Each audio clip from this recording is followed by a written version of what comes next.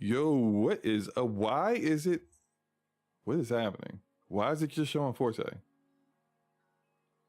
You broke it. I definitely broke something. We gonna get it figured out. What's up, guys? Damage Per Second podcast. That's DPS podcast, episode 154. We gonna get this figured out. The visual is not right. What is supposed to be? I don't know why our guest and myself are not showing. I don't understand. I'll fix it out though. Shout out to everybody that's here. I want to shout out to Spider 13, Ramon Terrell, aka Trevor Birdsong, Level 1 Gaming in the house. Shout out to Level 1 Gaming. I think that's Baron. It's probably Baron or Fane, one of them. But shout out to both of them. Arcade 4247. What's up, bro? Rails Air 00, Grumpy Shaman, Truth Serum in the house. And our guest, our special guest. This man needs no introduction, but I'm gonna give him one anyway. This guy is the blue rat whisperer, as I like to call him. Let's go. Mr. Everborn Saga is in the house. What's up, man? Listen, before we get to me, I just heard you shout out Ramon Terrell. Yes. I do. I want to say, if you guys don't know this man is not only an actor, but he is a writer. And he has several novels, and I own most of them. You need to go buy this man's book right now. I don't know what his website is. Somebody put his website. Mr. Ramon, if you are listening, put your book in the chat. If you guys like to read, and I know this is a smart crowd because you're listening to Slow Mo and Forte, so you guys probably like to read. Check this man's book out. I wanted to say that before we got started. Shout out to Ramon. Yes, yeah. I'm reading his first book. It is very good. Definitely, I co-sign with Everborn saying. Also, Everborn, if you leave the chat, go back into the waiting room. I'll drag you back in. You should show up. Okay, let me try that. All right. And while he's doing that, let me introduce my co-host. Oh, there we are. Gaming Forte. What's up, man? What is up? It's been a great day. It's been, great. You had a great day. You had a great day? Yeah, it's been a great day. Got rear-ended on my way home from work, and that's not great. No, it's fine. It's fine. The dude was super nice, but I guess how you have to kind of be nice when you run into somebody's car when you fall asleep at the wheel. But it's word. He fell asleep. Hey, man, look, that man was on fumes. Man, Forte, not to outsuffer you. Mm-hmm. But this weekend, I was in Florida, attending a funeral, family funeral, and the entire family was getting together Saturday night. We were at an uncle's house, and as we were all departing around midnight, the car that my mom is driving in gets rear-ended by a drunk driver, totaling both cars. Ridiculous. Now, my mom just had back surgery. Oh, man. And when I tell you the hands that almost went on this drunken asshole who could barely stand up straight, but the police got there in time to save him. They put the baby gloves on him. They arrested him. My mom is still in Florida, couldn't come back with us because she's been going to the doctor back and forth. And now she's in the hospital, in the emergency room, getting CAT scans and things like that to make sure she's okay. No broken bones. She was fine when we got out. But now she's feeling like pains and things like that. And how long ago did this happen? This happened on Saturday that just passed. Sorry to hear that, man. Yeah, definitely have her. We try to keep it PG-ish. Because of the effing drunk driver. That's good. Right? That works. And I want to say, and I'm a peaceful man, but I have a family full of Jamaicans. If the police did not get there, I don't know if I'd be on this show right now. That's all I want to say. Understood. Don't drink and drive. Yeah, understood, bro. Co-sign that absolutely. I have definitely seen some people who are no longer here who have done similar things, and luckily they didn't take anyone else out with them. But yo, it's not a smart idea. Don't do it. Don't drink and drive. Please don't do that. My man was super nice. You know, he was just getting off work, and you know, I've been there tired, but that's also why I don't drive when I'm tired. I'll pull off to the side of the road, get 15 minutes of sleep. You starting to bot, man. You starting to get your Optimus Prime on. Boy, it's getting worse, bro. It's getting worse. I was Oh my gosh, Forte. So you're not even hearing this, are you? You transformed on us. You went from gaming Forte to like Starscream in like 10 seconds. I went to Rodimus Prime. No, Starscream, not Optimus Prime, because Optimus Prime he's the man. I said Rodimus Prime, sir. No, not him either. You was Starscream. I was Starscream. Okay. Well, listen. Oh my, here we go. Every once in a while, you kind of gotta let your balls hang out. Wow, this is we know exactly what you said, man. We go a little deeper with it, you know. But I also. I'm just waiting for the Beastie Boys beat to drop. Listen, I'm also like slow-mo. I need you to get in there and start beating James like out in wave 3, because I'm the monster in the closet, and I want you to feel me. Are you done? You done, Forte? I mean, what happened? What happened? What are you talking about? Moving on. Everborn, what have you been playing?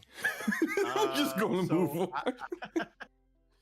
All right. He's been taking a relaxed beach and walking on the sand with his girlfriend, holding hands and everything. That's what he's been doing. That's actually true. But in between that, I have I just finished Starfield maybe 2 weeks back. Well, you don't finish Starfield, but I'm a Starborn, right? And then over the weekend, I beat not Sonic Frontiers. You don't even know the name of the game that you champion. They're all the same. It's okay. Well, no. Well, hold on a minute. There's a reason for this, because Sonic Frontiers had a DLC that added Knuckles and Tails and Amy as playable characters, and I was trying that, but I didn't put a lot of time in that. So I just beat Sonic Superstars, which is great until you play Mario Wonder, and you can kind of see the seams. Mario Wonder. So you're saying Mario Wonder is better? Mario a better Wonder game. is a better 2D platformer than Sonic Superstars. No, what about just wait. better game overall?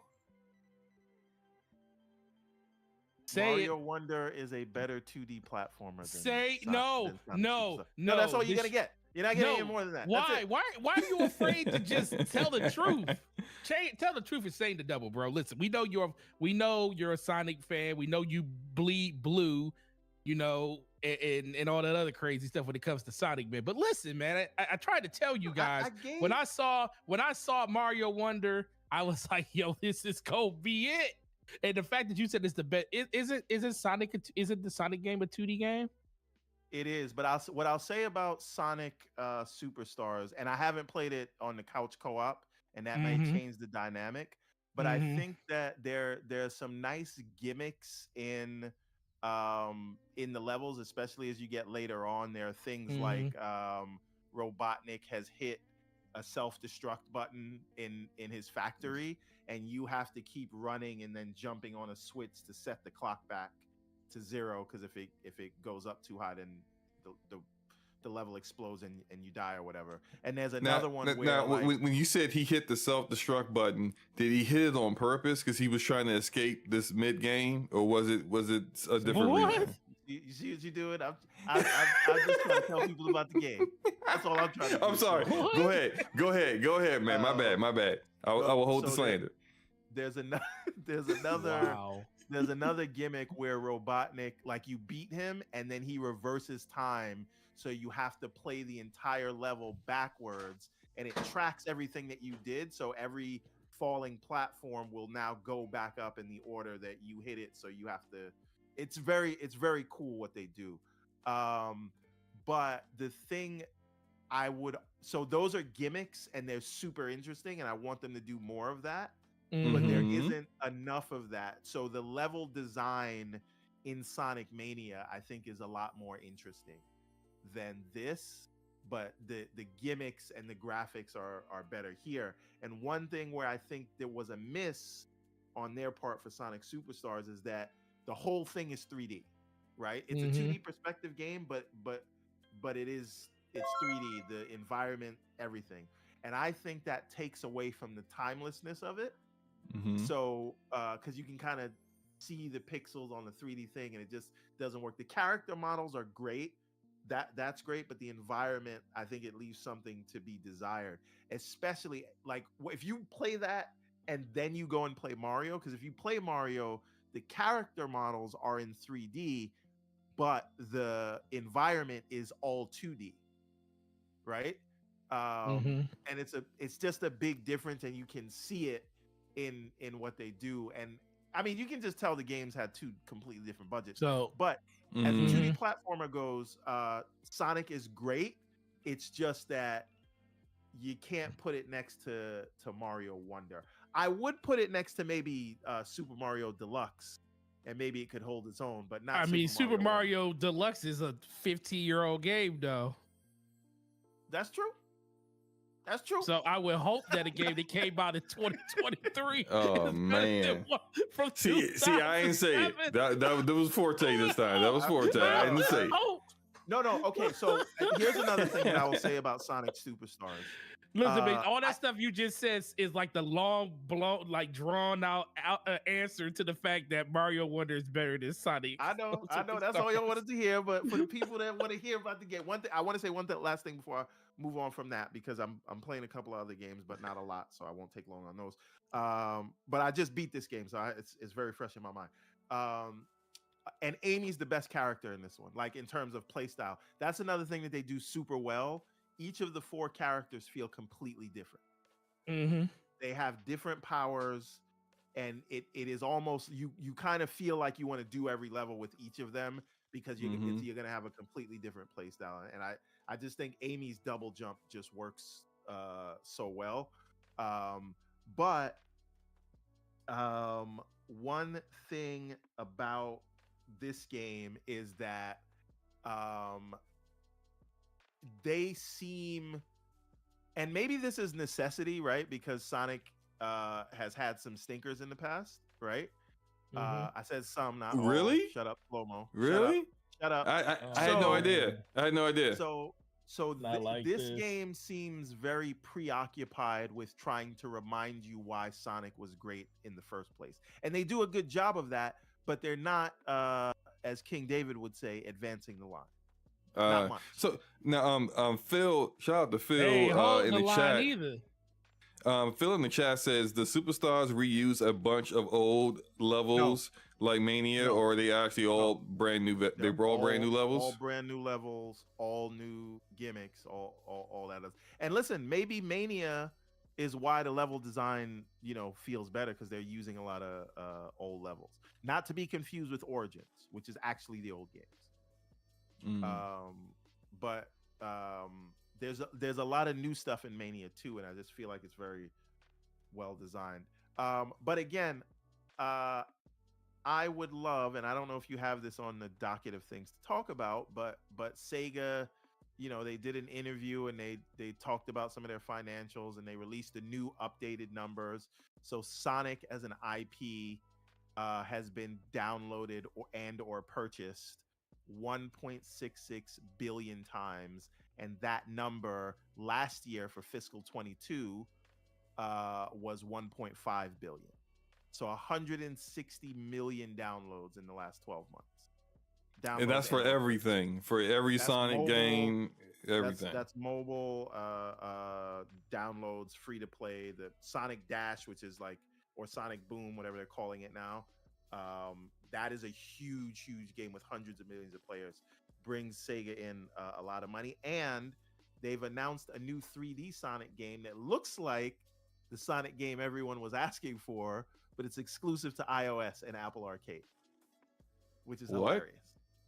Yeah. Sounds like they still don't know what they're doing. Hey, Wait, real quick, hold on. Before you say that, though. Yeah, go ahead. Because before Real you say quick. that, like, they know what they're doing on the mobile side. That's where their growth avenue is.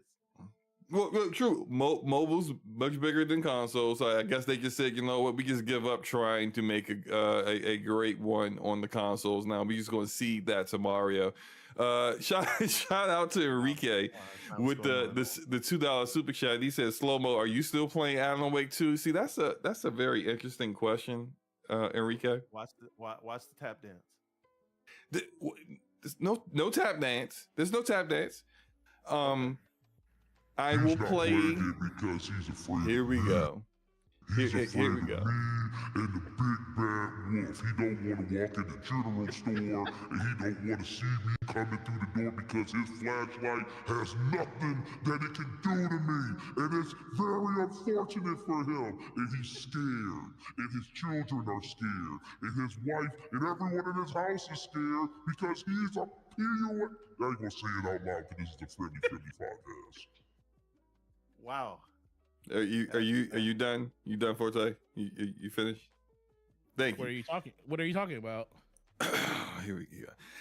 I will be live streaming at least chapter 2 of Alan Wake 2 tomorrow. Okay, I will give it another chance. I've had Rand telling me, "Hey, Slow Mo, don't slander this Game of the Year game." I've had everybody say, "Oh, it's so amazing, it's so great." How are you bored, Slow Mo? I don't understand. And meanwhile, I'm literally injecting Red Bull intravenously into my veins in order to stay awake. Okay, it's It can't so be that freaking bad. boring. But I will give it one more shot. That's a It will give it one more shot, okay? At least chapter 2, you will get out of me, if not tomorrow, Saturday. So one of those days, I will go live and then I will play more of it, okay? I am not afraid of Alan Wake. I don't know why some of y'all all like, it's the scariest game ever. I'm like, are y'all afraid of like the Midwest or something? Look, as a black man, I can understand being afraid of some places in the Midwest. You know what I mean? but I do not see nothing to be afraid of. It don't seem that scary at all. I mean, I'm afraid to fall asleep on stream. I don't want to end up like a homie Heartache, you know. So like, I don't want that to happen. Oh man, So- that man fell asleep on the balcony. Yeah, that man would sleep for like a full night live streaming on Twitch. It was hilarious. But like, I don't want to end up like that. So I'm trying. Like, that's the only fear I have. This game ain't scary to me so far. But anyway, anywho, the gameplay you're seeing right now is the campaign for Modern Warfare 3, or Modern Warfare 2.5, however you want to call it, because it's all kind of like, you know, achievements as everything is tied into Modern Warfare 2, because it was really only supposed to be DLC, but it's a standalone game now, and when it's a standalone game, then it's not DLC no more. That's how we view things, right? That's how we do. This is I only did like the very first part. I didn't have a lot of time today, but I'm gonna play more of this tonight. I heard it's kind of short, but it is what it is. Shout out to Enrique with the $5 super chat. Says, Slow Mo, didn't you read some of the reviews? It starts off slow but gets better as you progress. Once again, Enrique, I do not read reviews. He read those Starfield care. reviews. He read those Starfield reviews. No, I didn't, man. I don't care about reviews. I don't care about other people's opinions. Mm-hmm. I don't. But regardless, Then why are you so worried about my opinion on Sonic? Uh-oh. I am not worried about your opinion on Explain Sonic, yourself. because I know that you are alone in your opinion on Sonic, because you're the only person that I know that has spent bought multiple copies of that game, didn't you? Right? How many copies you buy? Of what game? You know what game I'm talking about. Sonic Superstars. I bought one copy of that, sir. And Only one. Only only one. one. Only one. Only one Well, box. let me tell you. You well, mean let me only tell one you why. box? Let me tell you why I only bought one. I was gonna also buy it on PC, but Kay Asante explained to me that usually, because I wanted to play it handheld because I feel like that's like the better way to play these 2D platformers. Just feels uh, nostalgia, whatever. Um, but he was saying a lot of times Sega games become play anywhere randomly a couple of months after their release. So he was saying I should probably wait because again, I do plan on playing it again because I want to play all the levels with the different characters. It does have that level of replay value just because the characters feel so different. So I'm waiting, and that's why I didn't double dip. I did double dip on Diablo, which is hilarious because I haven't really started it yet. Maybe I have like 4 hours in Diablo. Oh, that's terrible. You did say that you said the co-op might change your mind or your perception of Sonic Superstars if you got a chance to play it. That means you played it single player, right? The whole way, yes. 12 hours. So you want to know the difference is Mario Wonder, if you play the single player, is just as good if you play with other people. So it's not better. I said it's the same. It plays right, but it plays. That I said, not better. No, because the game is better, and you said that it might be a better experience if you play with other people. I'm telling you that Mario Wonder is just as good by itself as it is playing with other people. And what I'm saying is, what I'm hearing from you is that multiplayer makes it no better. So that is not value added. I'm saying in Sonic Superstars, you know what value? You want to know how value? Value added is when I can pick up the controller and my daughter can pick up the controller and she can have the same experience with me. And co-op is and everybody, you gonna stop acting like you don't know what this is. You know when you pick up the game could be the exact same game when you play it in co-op, but the co-op aspect is just playing with your friends. If the game sucks, it ain't gonna be better just because your friends are there. At what point did I say the game sucks? I give the game an 8 out of 10. You know what? Every time Mario you say Wonder, a 9.5 out of 10. Listen, every time you say Sonic, I'm gonna play this. It's me, Mario. See what I'm saying? You know, I said this to Kay Asante the other day. I realized I'm gonna break into his house and I'm stealing that soundboard, and I'm gonna take a picture of myself throwing it off a bridge and send it to it. You should you should do the stomp out like in Office Space. Right? Yeah, when they stomp out the printer. I realized something, that all of the hate in the gaming community for Sonic is actually geared towards me because I'm so positive on Sonic, and that just bothers people.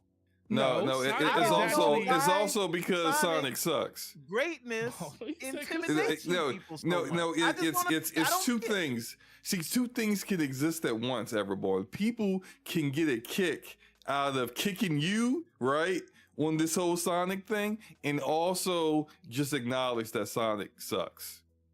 And Sonic is a has-been IP. And one of our topics tonight is some IP that should stay dead, but we're gonna get into that later. Okay, like hey, look, this is just two things. So Sonic aside, I put like 4.5 hours into Mario Wonder. It's great. I love it. One of the greatest 2D platformers ever made.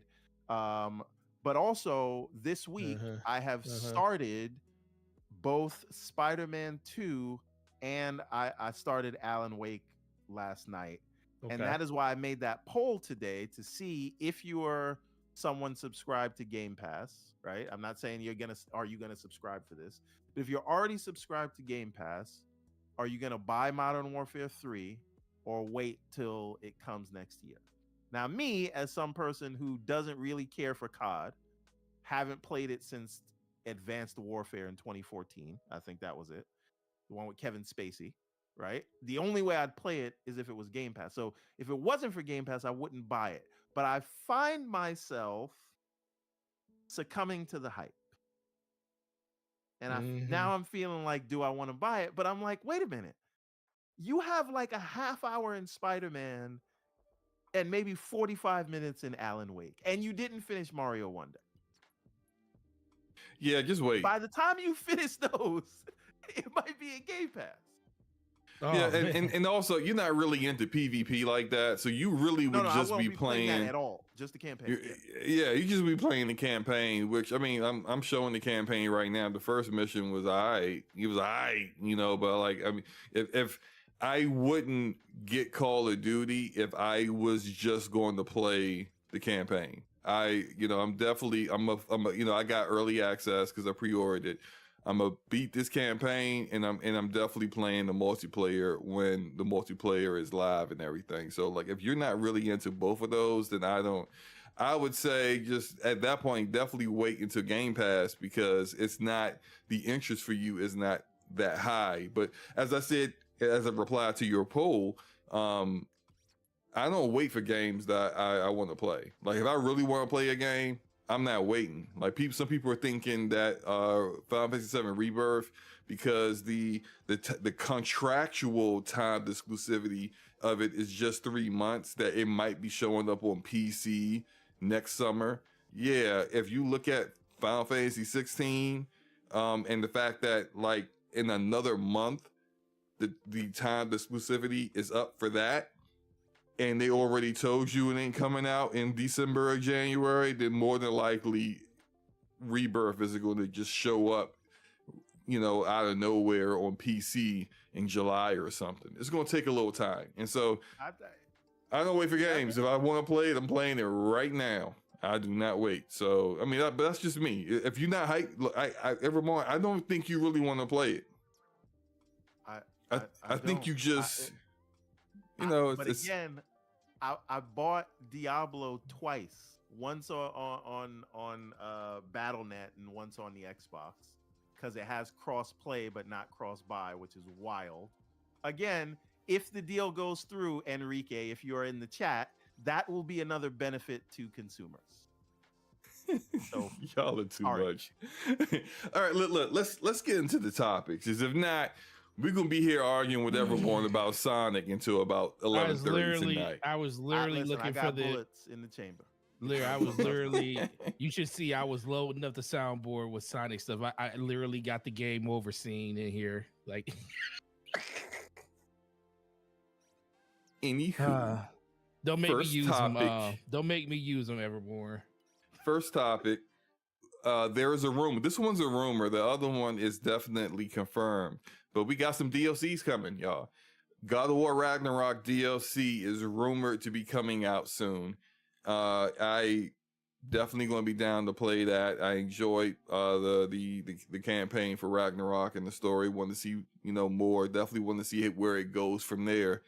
It's rumored, so there's no guarantee. And I believe in the rumor they said that there's a chance they might just expand on it more and then break it out into its own game, which we've seen. About to ask you that.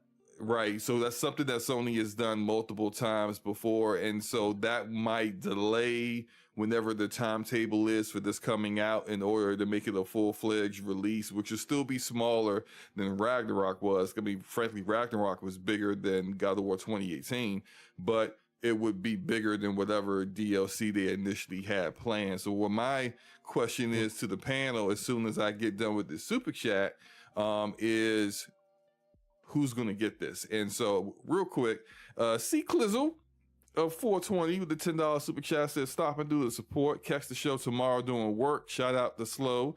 And Benedict Forte, hit that like button. I love that. Benedict Forte, because you are Benedict Forte. Well, I don't know where all reminded me about how you betrayed me, but it's okay. It's all right. Right? Tell me why you mad, son. Tell me why you mad. Why you mad at me, son? That soundboard needs to. Forte, I actually have to ask you a question because I have been very confused because Luca calls you Nautical, right? I guess that's your Destiny name. No, I thought that Nautical was a completely different person for about a year. A lot of people did. You gotta like streamline your branding, man. No. My branding is streamlined, sir. It is gaming for it. Okay, so I'll give you So I've been on Xbox Live since the inception of Xbox Live. When I went to the store to get a Xbox Live kit with the headset, I was there. sir. I was there day one, and I raced to the store because my gamer tag was nautical day one because I wanted my name to be nautical because I went to school for marine biology and I love water, and it goes. My name is perfect for what that was. I lost. Go ahead. Go ahead. Sorry. No. Go ahead. I wanna No, hear this story. so I lost my account. This was back when Microsoft wasn't, where you had to have a credit card on file for Xbox Live. My credit card got stolen, and when I went and I was off Xbox Live for like 6 months. When I went to try, and I couldn't remember my password for my Xbox Live account. So I called Xbox, and they were like, "Yeah, if you don't have the credit card that's on file, we can't give you that name back, and we can't give you access to the account."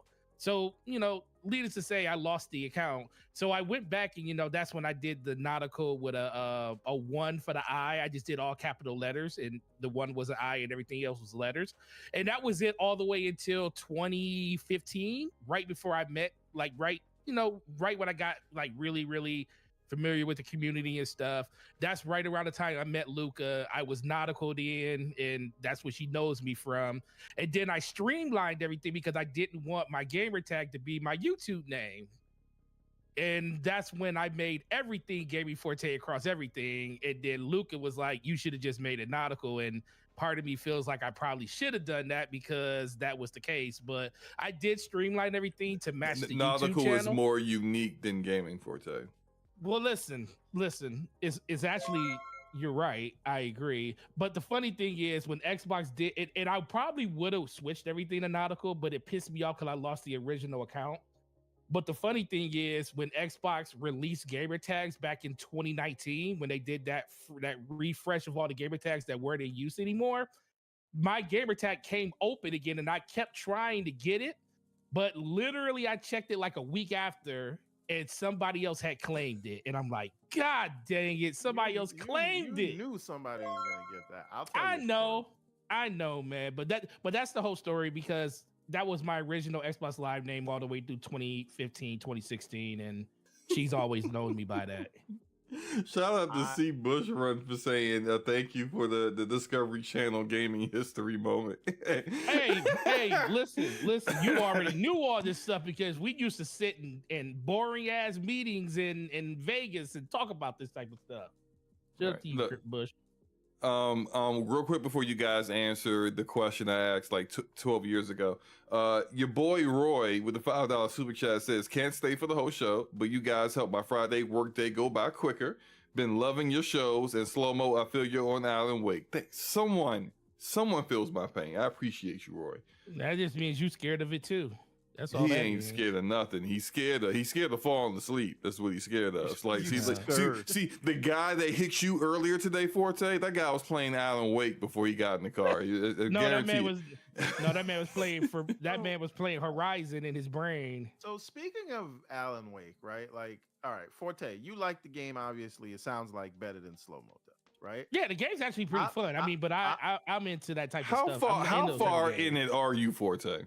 Like an hour. I only played a little, like an hour and a half. So I've played longer than you have. Be quiet. Yeah, I knew I played more than him, so I already knew. No, I'm not saying, listen, I'm not saying you didn't play. Did you hear the words come out of my mouth say, "Oh, so I played the game more than slow-mo, and slow-mo's a security cat." No. I just knew because you barely play. You play 5 minutes of every game and don't beat nothing. And that could be verified by our community.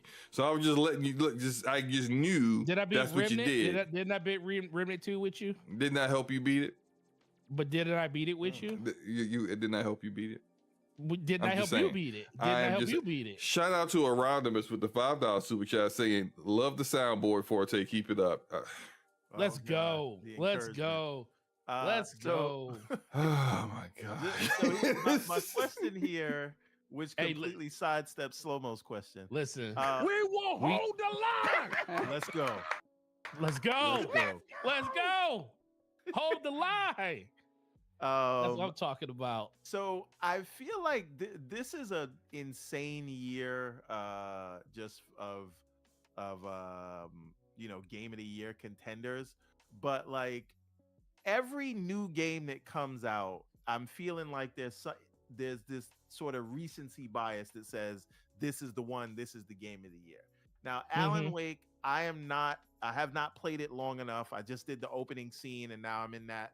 He's another. Oh my! Murder or whatever. Y'all have not played nearly as much of the game as I've played.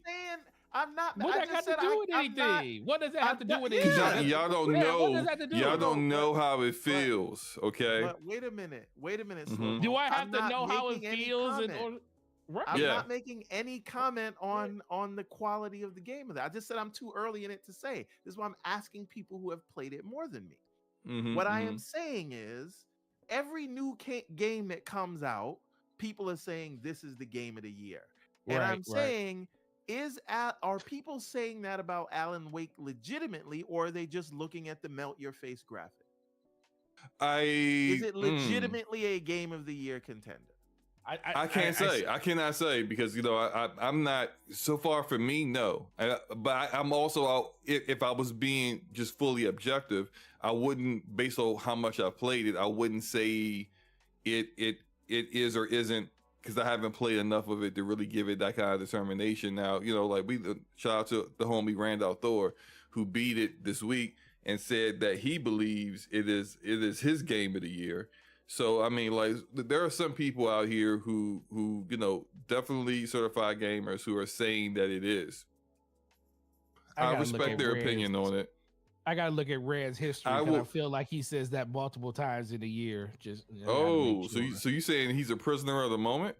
He might be, man. I'm not saying that. And Red knows I love him, but I got to go look at his timeline, because that man seems like he always saying something is game of the year after he beats it. So and that's really the question, because I was told that Diablo was game of the year until that first season patch came out or whatever. Well, I never said that. Right? That was never for me. People were saying it. Yeah. Right? Yeah, because those are people that don't those people don't know Diablo. The moment that game came out, I was like, oh, this game's got a chance of being game. It could be in the game of the year conversation. It's not even going to be a nominee. It did. And then that DLC came out, and I was like, oh, I'm not even playing this game no more. Right, and then people said that Resident Evil 4 should be game of the year, and Jedi Survivor should be game of the year. Not with those bugs. Hogwarts Legacy game of the year. It should. Listen, I think Hi-Fi Rush should be in the contenders, but it's not gonna make it. It's not it's good, but not that good, unfortunately. Oh no! In this year, with everything, no, not this year. So I'm not even gonna feel no way. Like, I don't know where it could get nominated or whatever. But I'm saying pixel shaded art. Let's go. This year, I'm less concerned with who wins, because there are so many people that deserve it. And more concerned with, I think the more interesting conversation is going to be who doesn't make the cut, because there are at least 10 to 12 actual deserving nominees.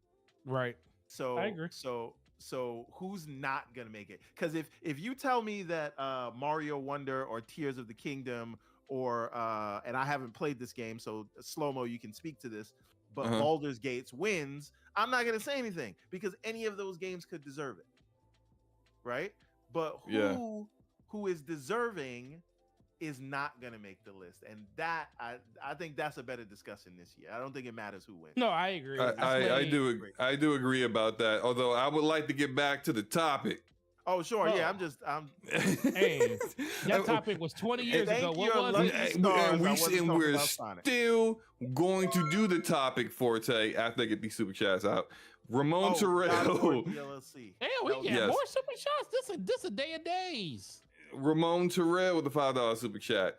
Trifecta of awesome. Shout out to Slow-Mo for keeping me sane on the PC. You're welcome, sir.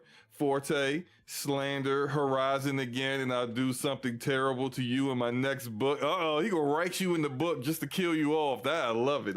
Listen, Trevor Birdsong. Yeah, that man, he good. That boy good. You wanna know a funny story about that, Ramon? So what we do in each of our Kickstarters, we have like a tier that if you donate to that thing, we'll add you as a character in the book. So for Ariel's Adventure Chapter 1, we had like 6 people that jumped into that tier. So we made 6 characters to put in Ariel's Adventure Chapter 2, all villains who don't win their fights. I'll say that. So we put everybody in to kill them off. It's funny.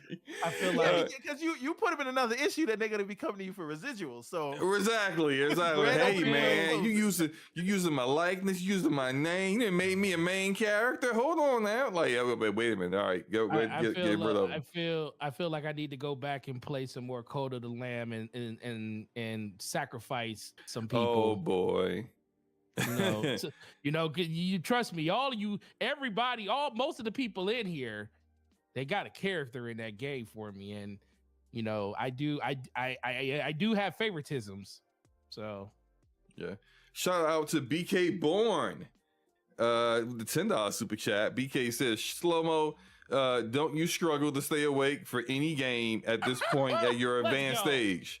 Shout out to you, though, homie. Much love. Shout out to BK Born, who gets carried in Fortnite on a daily basis. That man has got like all his friends. Shout out to Eric Empire, Audible, Eric Cuts for the win. All of them have like backpacks with like BK Bourne's name stitched in it because it's like it's his spot. It's like this is only for him, and he just jumps back in there and they just carry him to victories. It's absolutely amazing. They're such great friends to him. Shout out to BK Bourne. Now back to God of War. Who is going? I'll start with you, Forte.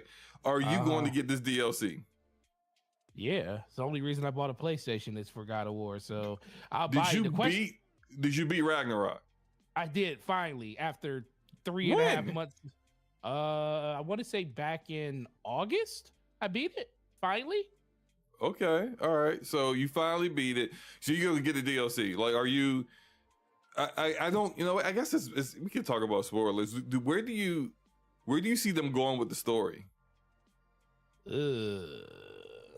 I mean, first of all, how did you feel about? It's gonna be an Angraboda story with Atreus, right? That's what it's gonna be.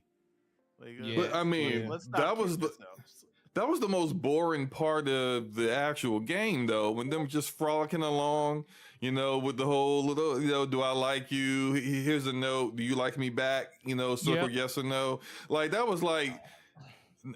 Nah, fam. Okay. All right. Wait a minute.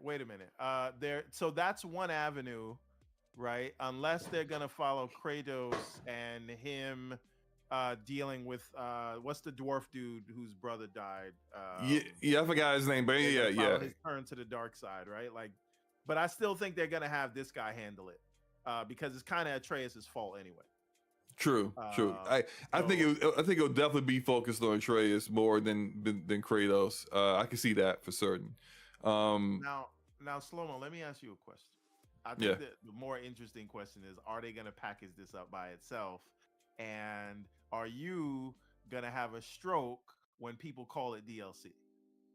Well, this is question. Yes, the answer is yes on both accounts. but slow mo. As much as a God of War fan I am, they're telling you it is DLC. No, it's as of now with its plans. It's no, if you own God of War Ragnarok. Hold on, if you own God of War Ragnarok, this would be a part of that. Like you wouldn't be able to just buy this separately and be able to play it. But they are thinking about doing what they've done in the past, where they add more content to it and then separate it out and make it its own thing. And now that's what we're. So let me ask you this: did Miles Morales really stop it? Let me ask you a question: did Miles Morales really need to be separated away from 2018? With everything, if you did everything in that game, it probably took you about like 16, 17 hours. Yeah, I can see that. I mean, look, there's some other games that I played and I beat in less time than that. Right, exactly. But the biggest thing for me is they telling you that's what it is. My question is, how much they gonna charge you? Are they gonna charge you $70 for this? No, yeah. Look, if this thing becomes its own standalone game, they're gonna charge. What did they $70? charge for Miles Morales at retail? What was that? 70 wasn't because they get it No, was 70. No. It wasn't. I can talk about this, right? 'Cause No, Slow-Mo, the you and I no, had- wasn't it the PS5? No, That wasn't the only PS5 version. No, the it PS4 version was the $59 version, but if No, you got the PS5 version was You talking about the version that comes with Spider-Man Remastered was 70. But they didn't Yes. they didn't sell a version of that did it without it, didn't they? Did they? Yes, they did. Yeah, they did. Are you Yeah, it was $50, right? And I'm I about to said look. this to you, Slow-Mo. I'm and about to look right jumped, now. You jumped down my throat. Pause. But I said the reason I was just trying to understand how that DLC talk got started, and you were so focused on the fact that it was fanboys being fanboys. But I'm just trying Of to course. understand the etymology of why people call that specific title a DLC. And I said it is because it is a shortened length, and they let you know from the rip that it wasn't a full thing because they didn't charge $70 for it. The starting price was $50 for that game, right? Because they knew their other full games were $70, but that one was $50 because it was less than in terms of length. No, Are y'all let me- wait, let are me- y'all 100% sure that there was a PS5 version of Miles Morales by I'm itself? not calling the Yes, game a DLC, by yes. the way. I am just trying to get to the bottom of how that Was started. that digital only or something? I don't know. I just know it was sold for $50. Now to Everborn, to answer your question, the game I'm showing now, which is also part of this topic, because it has a confirmed DLC coming out later this month. Remnant 2.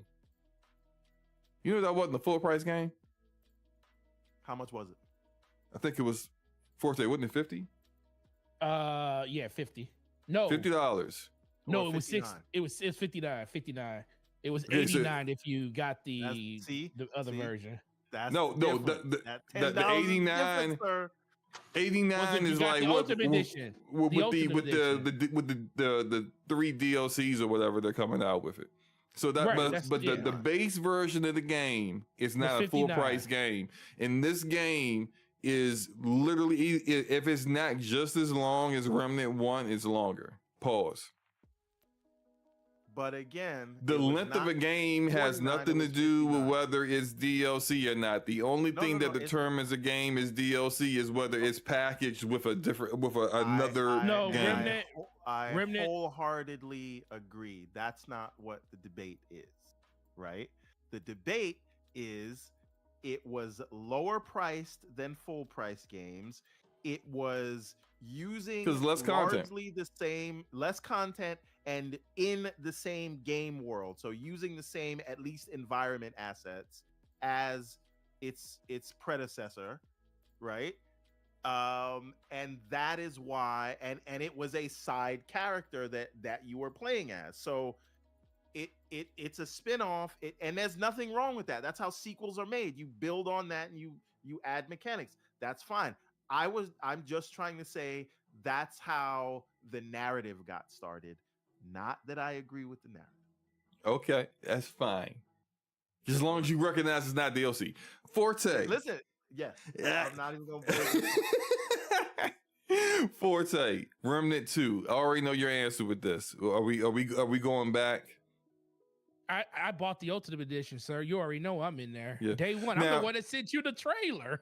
Right. Now, well, actually, I sent it to you first. But anyway, it doesn't matter. Anyway, Sure. so and Luca is down too. So the trio is going back to body these bosses again. But again, they had another trash ending with Remnant 2. The same way they had a trash ending with Remnant 1. We got What is there? 3 times over. But I mean, the story is any this good in that DLC? game, or is it mostly for multiplayer? It is. Well, it's not really. It's PvE. It's PvE, yes, and it's really more about that. It's like a Souls foundation of a game with guns and very difficult bosses, and the bosses are very unique. Like the bosses are awesome. The boss gave me And epilepsy at the end of the game. yeah, and and you playing it solo is probably the hardest non-Souls game that in the Souls genre, honestly. Yeah. But it's just so much fun, and the way that you have different builds and kind of combine them together with different with like a different discipline, like a medic with a gunslinger, that kind of thing. Like it really works. They definitely improved upon the first game in literally every way, except story. The story, no one plays Remnant for the story. The story stinks. The story doesn't make any sense, and they don't even attempt to make it better. The end of the game is like everyone dies. That's hey, look, the game been out since the summer, so if you didn't know, you didn't know. Yet, but thanks for that. Oh, sorry. Hey, are you gonna play DLC? The game you didn't start yet? But no, I just kind of wonder if the DLC is going to be something that you could play in the middle. Let's say everyone, you start playing the game, and then like how some DLCs are, where you hit a certain level, and then it allows you to play that game at that point, like that DLC at that point. Or if this is something where it continues the story after it's over. Like Ragnarok's DLC likely would be a continuation upon the story. Whereas I'm not sure if that's the same with Remnant, especially with the way it ended, with like literally everything just ceasing to exist. I don't know. Forte, what are your thoughts on? Everyone, go ahead. That doesn't sound like terribly uninteresting in terms of story, right? Like the world end. Well, that's a bold choice. I think that's interesting. I have no idea what the context is, but when you say it, like they went for it, okay, right? I mean, they're happy ending. Yeah, there are some interesting elements to it. So, like in the first game, there's this thing called the rot or whatever, and it's just like spreading all across the world. And you go to this desiccated husk of a island and city to try to stop it. And long story short, you find out like this government was experimenting with people and abilities, and literally the root. I forgot. It's called the root, but it's like this basically a corruption that is killing the planet. And it literally all came from one guy's imagination. They kept experimenting on him. He had these crazy powers. At the end of the game in Remnant 1, you kill the guy. And then you think it's over, but then the entire island kind of starts to shake apart, and then your character abandons everyone and leaves, which is like, that's why the first ending sucks so badly. Now in the second one, you think you're in the same world, but the actual like plot twist is that there are these like a multiverse of parallel dimensions, and you travel throughout these dimensions, killing these bosses and trying to destroy the root that has spread to all these different dimensions. And in the end, you actually go back to, this is the cool part, you go back to the first world of Remnant 1 to deal with the root in that world. And that's awesome. It's just that in the end, you realize I can't stop it. so it's just like I did all this for nothing. Isn't that a metaphor for all of our impeding sort of passing of existence, right? You could try all you want, try as you might. Destiny is still destiny. It will come for you, right?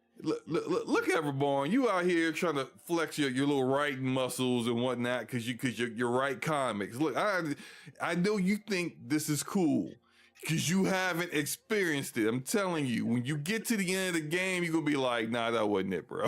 Like that was not it. What are y'all doing out here? Execution and so like is everything. Yeah, execution is that like it sounded great on the storyboard, and then they made it, and they were just like, yeah. So, but I'm excited for the DLC. I can't wait to kind of get back into it. I already got it reinstalled, so as soon as the 14th, well, actually the 15th, because Lucas said she can't play on the 14th. Well, on the 15th, We're gonna jump back in it. Maybe I'll We in live stream there. some of it. You know, you definitely can listen to me and Luca arguing with each other over what to do about a certain boss or whatever. So it's gonna be let lit. me ask you guys a question, right? Because Mhm. Yeah. the way my schedule is set up, right? Your shit Mhm. schedule. I do the corporate thing during the day. Me and the missus run a business, and I have a certain amount of time. I think I have time to complete about 2 more games this year. Mm-hmm. What do you recommend of the next 2 games that I play? And I You wanna mean tell what after I the have current? not- You mean after the current games you're playing? No, because anything can jump the list, right? Okay. So let me tell you what I have started but not finished. I would say, what do you actually have? Yeah. So I mean, I don't mind picking up anything, but like, so Spider-Man, Alan Wake 2, Diablo 4. I'm never gonna play any seasons, but just the main campaign. I've beat like 4 of the bosses in Tears of the Kingdom. I got like 45 hours in that game, so I think I'm close to being done. And then there's I bought Armored Core and Street Fighter 6 and never even downloaded them. I'm a few hours into Jedi Survivor, but put that down when Zelda came out. I don't need to play Resident Evil 4 remake again, even though I bought that and started it. But like I played it before. The graphics are nice. I get it. Between all of those things that I mentioned, those are just things that I own right now and just either never started or whatever. And then there's some things coming out by the end of this year. Also, Cyberpunk, pay for that DLC, didn't play it. What do you recommend if I only have time to finish 2 games? That's 1 game for November, 1 game for December. That last thing you just said changed one of my. I would say finish Spider-Man 2 and then do Phantom Liberty, because Phantom Liberty is next. I'm gonna go finish Phantom Liberty once I finish Jedi Survivor. I'm like near the end of Jedi Survivor, so I'm gonna finish that, and then uninstall that, and then I'm gonna get back into Phantom Liberty because Phantom Liberty is freaking awesome.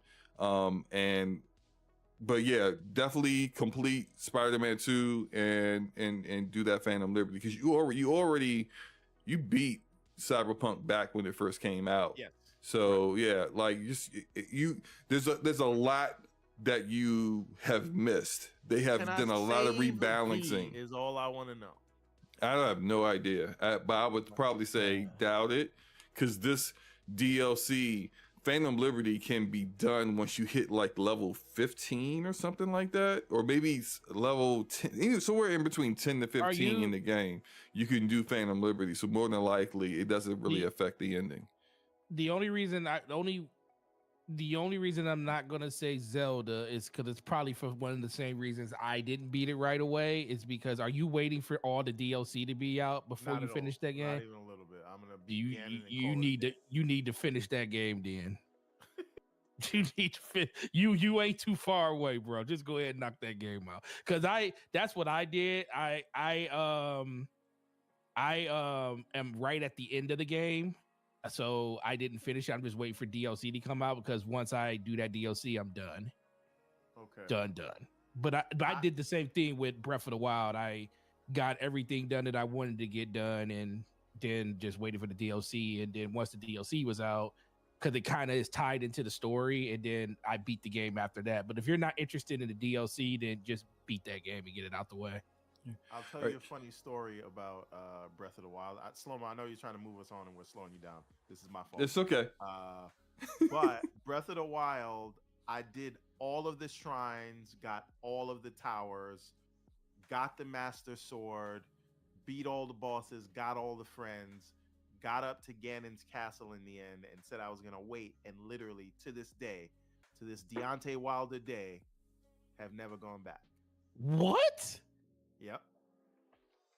So you haven't officially beat the game yet? I have not officially, and I have well over 100 hours, maybe 150 So hours. at this point, you probably forgot how the game plays. Yes, I did. I had to learn again with Tears of the Kingdom, and I didn't want to wait and go back and do that. So, oh man, go knock that out, man. Ganon is a pushover at the level you're at.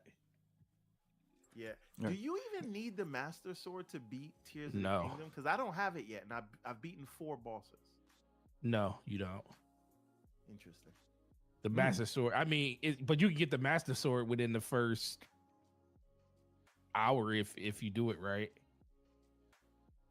Yeah, you got. You know where the Master Sword is, it's right? in the hidden forest, but like I haven't built up any stamina. No, I'm talking about in tiers. You know where the Master Sword is in tiers, right? Yeah. Okay. Yeah. You know, okay. But I haven't built up any stamina. I've been putting all of my my shrine. You do the shrine, you get the things, and then you go pray to. You know, you could get that sword earlier in the game and not in the forest, right? I did not know that. That is amazing. I'm not gonna wait. Hold on. I'm just gonna say this. The intro screen for Tears of the Kingdom, if you pay attention, you can see where you can get the Master Sword from in the very beginning of the game. Like as you're falling, you see it off in the distance, and that's the only key. That's the only clue I'll give you. Okay. You could get to Enrique has a question for you, Forte. $2 super chat from Enrique. He says, "Will Forte relapse?" And I think what he's talking about is Destiny. Right? Yeah. No. So what's a relapse? What's relapse? Go back to Destiny.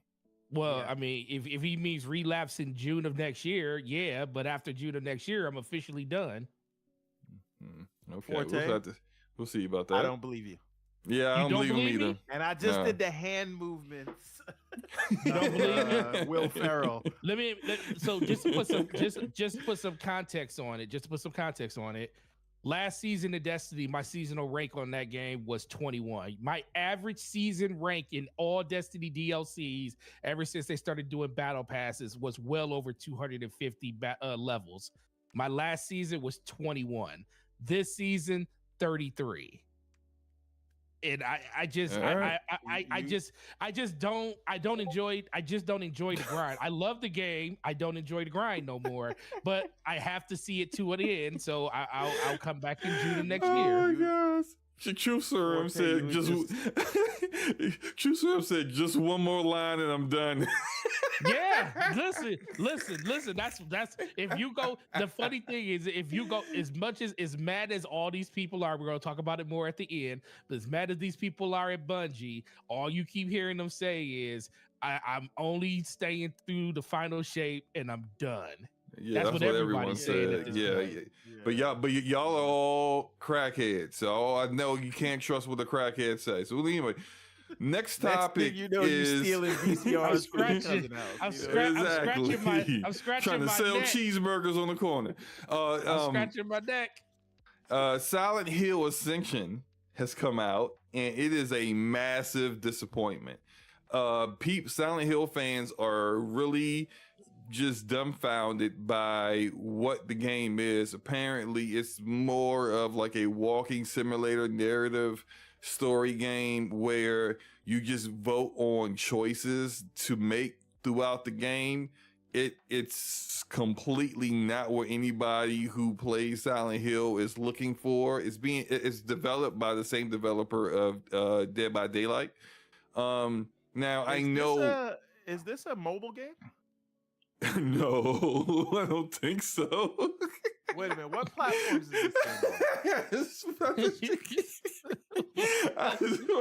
Let me go double check. I don't know if this is a mobile game or not. It probably is also on mobile, but I don't know if it's exactly a mobile game. So I'm gonna double check this. I didn't even know this game was out. I got this article from PC Gamer, so I don't know. Like, they review PC games. They review mobile games too. Maybe it is just the mobile game, but this is. I mean, look, the game itself isn't really the reason why I brought it up. Because I don't think any of us here really care about Silent Hill like that, right? I don't think Konami cares about Silent Hill like that. They sure don't. And just real quick, you are correct. It is only on mobile. So yeah, maybe that's also why it's that bad. But good grief. Do you know that the user score is a 0.1? Like it's a 0.1. Just the user score for this game is that bad. And more than likely, look, because Bloober Team, you know, who did what's the name of that game that was on that came out that was time exclusive? Yeah. The medium. That's it. Yeah. Medium. Yes. Yeah. So mid, right? That was a Freudian slip. 'Cause you know what it was. They're doing the more, you know, robust release of a Silent Hill remake. I absolutely believe they're going to completely bomb that. Sorry if, you know, anyone likes Bloober Team or someone from Bloober Team is listening. Right? No, not at all. I mean, like, actually, it's going to stink. It's going to be awful. It's going to smell like a gas station bathroom bad. So I think it's going to, because I don't think they're a good developer. I don't think they've ever made anything really good. And I don't think Konami really cares. They just want to. I would agree with that. And isn't that the one that's like an exclusive to PlayStation? I think it might be timed. I don't know for certain if it's exclusive or not. I think, they definitely, if anything, they have the marketing for it. So there's that. It hasn't officially been announced, but I've heard some rumblings that it's official, not announced, but shown or whatever, will be coming soon. Regardless of that, the reason why I wanted to bring up this topic at all, because it reminded me of the Knights of the Old Republic remake, and I've seen a lot of Silent Hill fans recently talking about just let it, like, don't even make this. Like, I don't want to see this IP get drugged through the mud with just mid garbage like this. And that's how I feel about Knights of the Old Republic. So my question to you guys is, should some intellectual properties just stay dead if you're not going to be willing to really put the effort in to make it at least on par with what the previous games that people found or beloved to some fans are? Forte, I'll go with you first, man. What are your thoughts on that? Silent Hill. Silent Hill. Does anybody really care about Silent Hill anymore still? Silent Hill fans? Like who? Where are they? They're out there, man. Where they're underneath Horizon? That's not the question. Can you answer the question? Are they underneath Horizon fans? Can you answer the question? The question is, three of them went out for a beer. They will be back in a little bit. They'll be back for a minute. All right, ask the question again, Slow Bo. I'm sorry. So basically, what you're saying, you weren't paying attention anyway. No, I was. No, I no. All right, go ahead, Everborn. Go ahead, answer the question. Yeah, because he's going to figure out what the question is for you. I'm going to tell you the only people that care about Silent Hill are the list warriors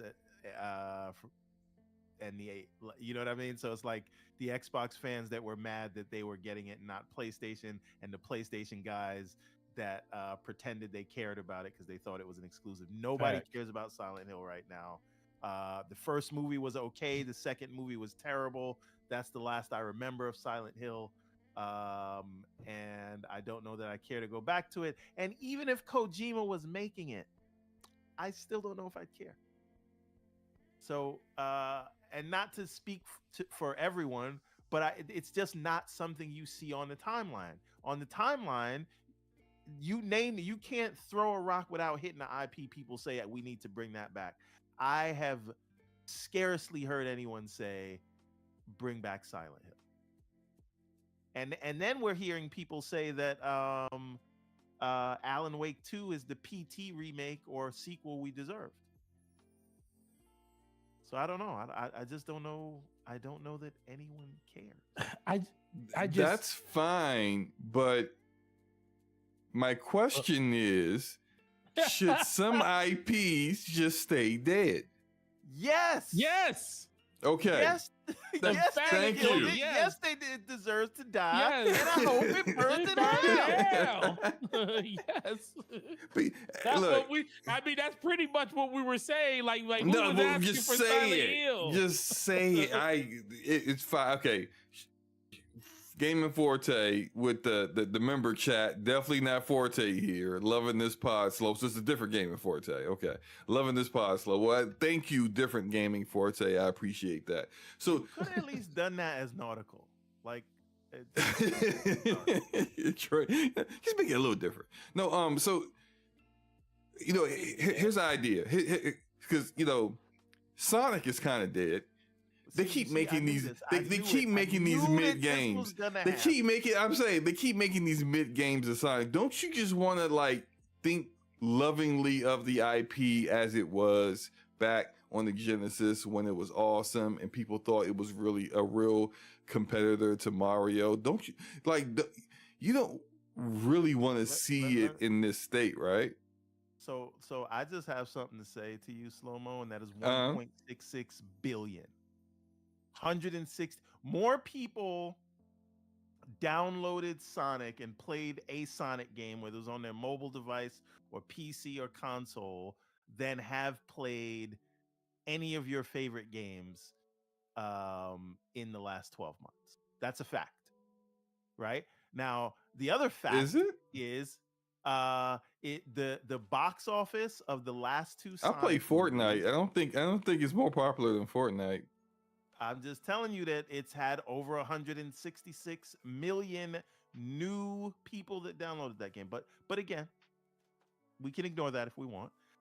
Sure. We can ignore the fact that you can't go to a Target without seeing some Sonic merch. We can ignore because no one's buying it. Netflix. You know, it's just sitting there on the shelf. You can ignore the fact that you have Netflix shows and Paramount Plus shows, and they're working on the third Sonic movie in the franchise.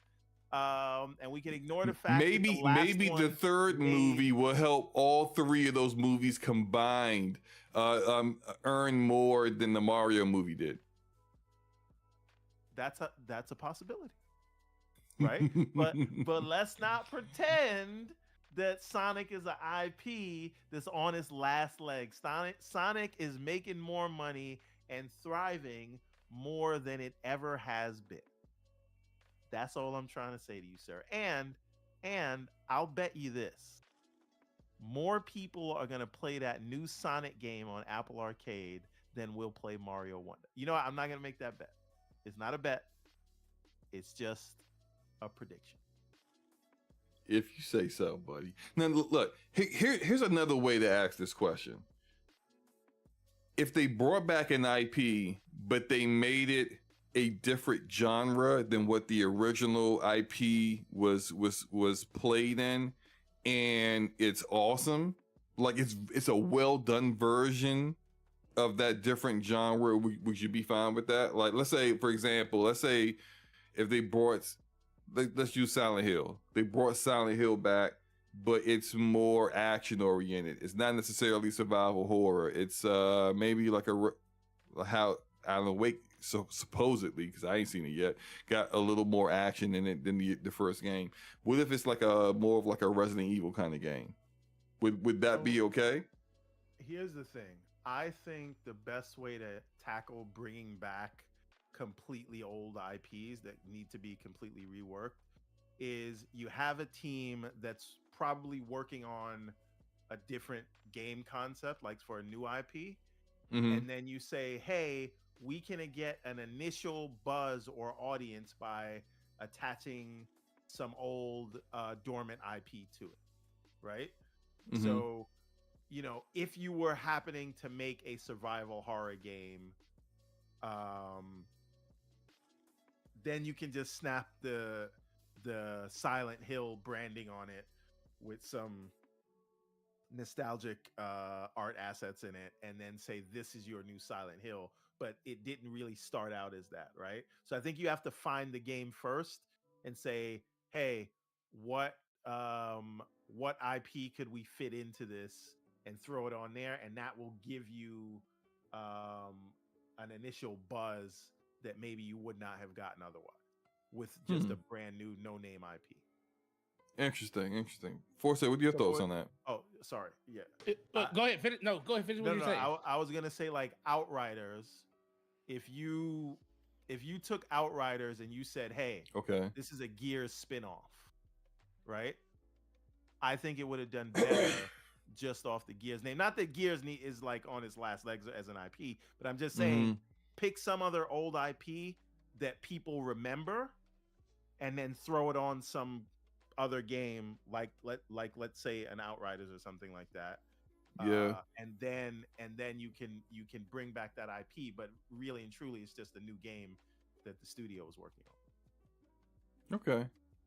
Yeah, I can see that. Although Outriders, I think people kind of marry Gears and Outriders together because People Can Fly has made a Gears game before. But if you kind of like, you can see some elements of Gears in it with some of the cover shooting, but the actual like gameplay story, the powers, all that other stuff is so different. But yeah, I see what you mean. Like if you want to try something different and you got actually a pretty good game design concept that you're working on, kind of like maybe, you know, see what you can do by kind of like marrying it with a existing IP that people are have a lot of like warm and fuzzies about when they hear it, and they may be a bit more interested in actually going ahead and doing that. Shout out. I looked at. I actually really liked Outriders. I did too. The opening story was very interesting, like for a sci-fi story. You know, people traveling to a new world and things like that, and then all the stuff that happened or whatever. But I really saw it as like an evolution of what, you know, because I think Gears does need to evolve, and I thought that was doing a lot of things that I thought would be logical progressions, not narratively, but like just the gameplay style that could be worked into a Gears franchise. So I thought I don't think we get that from Gears until after Gears 6. I think they're going to finish out this trilogy and maybe make it a little bit more open world because they introduced the open, you know, like I think in Act 3 they introduced a little bit of like an open world aspect in Gears 5, and then maybe they do a little bit more of that in Gears 6. But whatever the next Gears game is, I think it needs to be in the Gears universe, but it'd be different gameplay and it'd be probably have a different name. I got a different idea for the future of Gears. Not that that's what this question is about, but since we're talking about it, I could see after Gear 6 the stars aligning and you giving Zack Snyder the rights to make the film. I think he'd be perfect for it, right? He wants to do it. He's friends with Batista. Make Batista Marcus Phoenix. And then by the time it'll take him 2-3 years to make film, edit that, right? Release it on Netflix or something like that, or in theaters. And Zack Snyder, he may not have understood the DC material, but that is his bread and butter. I think the tone that Gears is. So I think he would be like, for his style, he'd be perfect for that, right? So you do that, and then instead of, you know, following other characters, you reboot it. You reboot Gears like Cliffy B wants to do. I don't know if you get him to advise, but people probably not. Probably thanks, Cliffy, but no. Yeah. But you reboot the whole thing, and the base of it is that, and Zack Snyder and whoever he gets to write it can give you a base to start from. And they can work with the coalition. That's what I'd like to see after Gear 6. But Gear 6, I just want that to melt my face with the graphics, and we'll finish that story.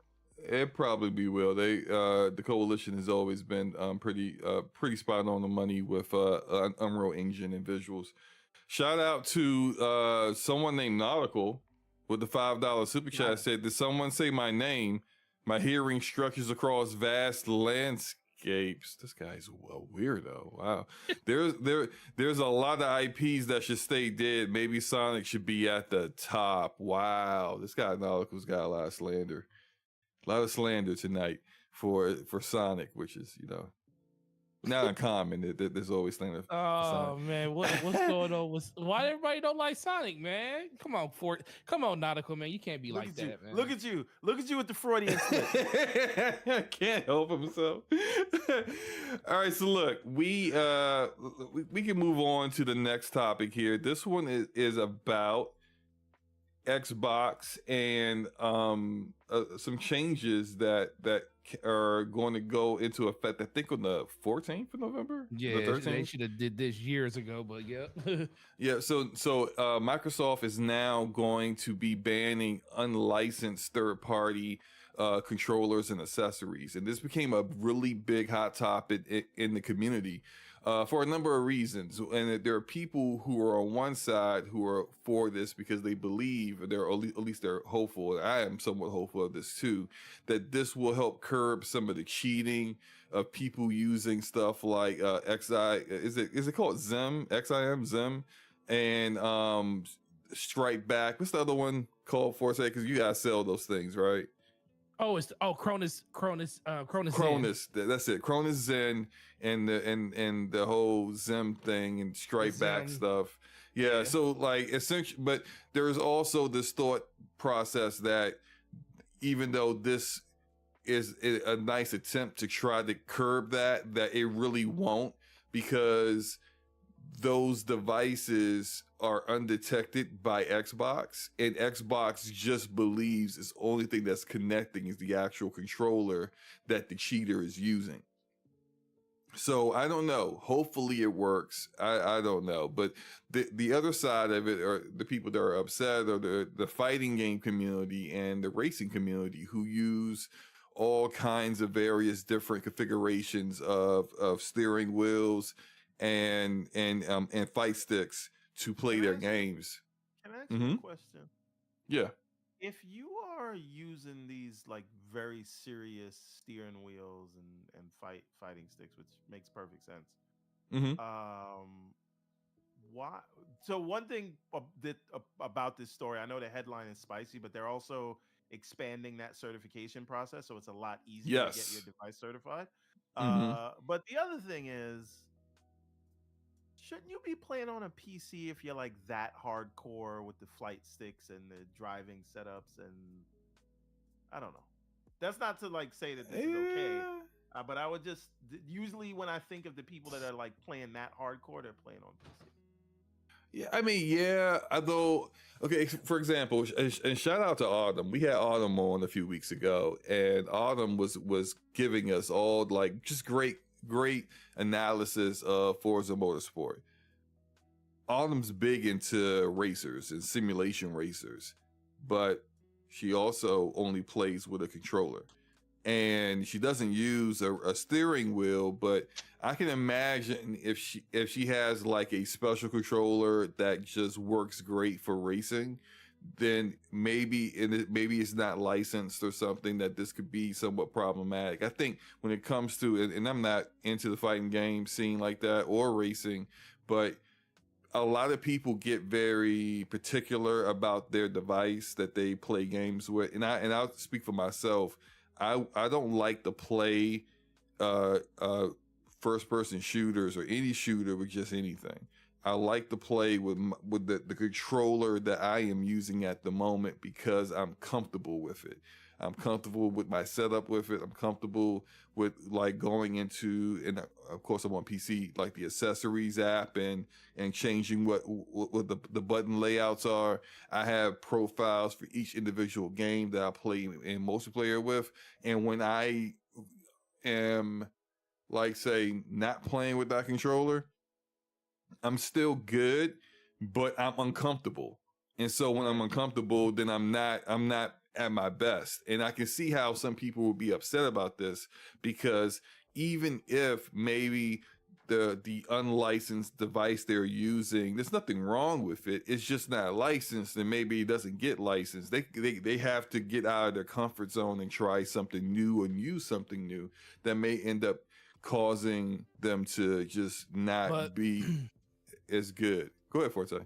I was gonna say, but the problem is that a lot of these non-licensed,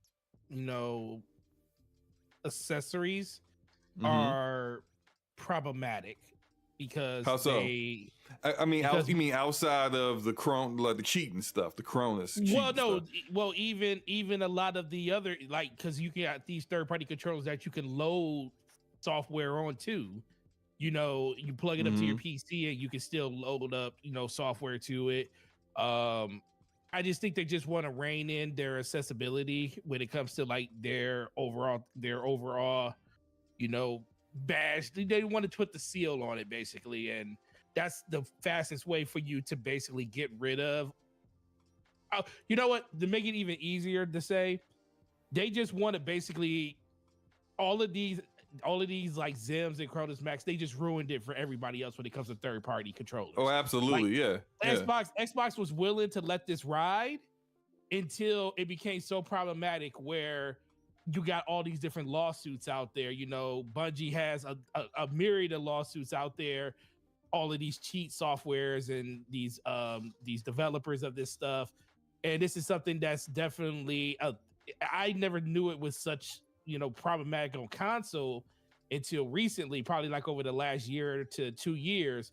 But that's instantly. But I mean, but you were telling me about how like GameStop sells this stuff and you can't keep them on the shelves. You can't but that's the thing though, because they're not banned. You can't. It's like, but the thing is that people are using it, and so frequently people are using it that like they can't make enough of them for people to buy. So it's just like that just shows how prevalent the issue is. And I agree with Rails there below in the chat who says anyone who's against this is, I don't agree with I don't think everyone that is against this is a cheater. Just people who don't play in shooters who are against this because of their fight stick or their racing wheel. They got their own interests at heart, which is fine. But I feel like this needs to happen because you gotta find a way to get rid of the cheaters, because the current method of anti-cheat and like Call of Duty has Ricochet, there's easy anti-cheat for a lot of other different online communities and live service games. It's all playing catch up. Yeah, but it's not. It's really all trying to catch up to what the cheaters are doing, and it's not effective. But see, that's the thing though. It's not really. See, they threw out a blanket statement. There's not really too many controllers or steering wheels or fight sticks. I don't think there's really any that doesn't have that emblem on it that says, you know, support or, you know, designed for Xbox on it. I haven't really seen a controller. Even if you think about all of these people that do these custom controllers, like think about Scuff. Scuff doesn't do custom. Their controllers are actual Xbox controllers. Like they actually buy the Xbox controllers and they're the official ones, and they just do customizations to them. So what are you saying, that there's not enough people to even care that there are people upset about this? No, it's not enough, because the biggest thing is they're trying to stop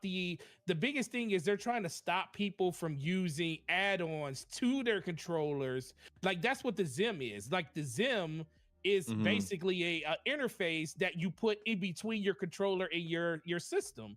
And it's the same thing with the Cronus. It's an interface. So they're saying and most of those interfaces are, you have to plug them into your console. That's what they're talking about. It's like when you plug it in, they're saying, hey, this is not recognized as, you know, official Xbox product. So even if you're using a wireless Xbox controller, and you plug it in with the USB-C cord, and you plug it into a Zen, it's going to show that accessory is not valid, because it sees it before anything.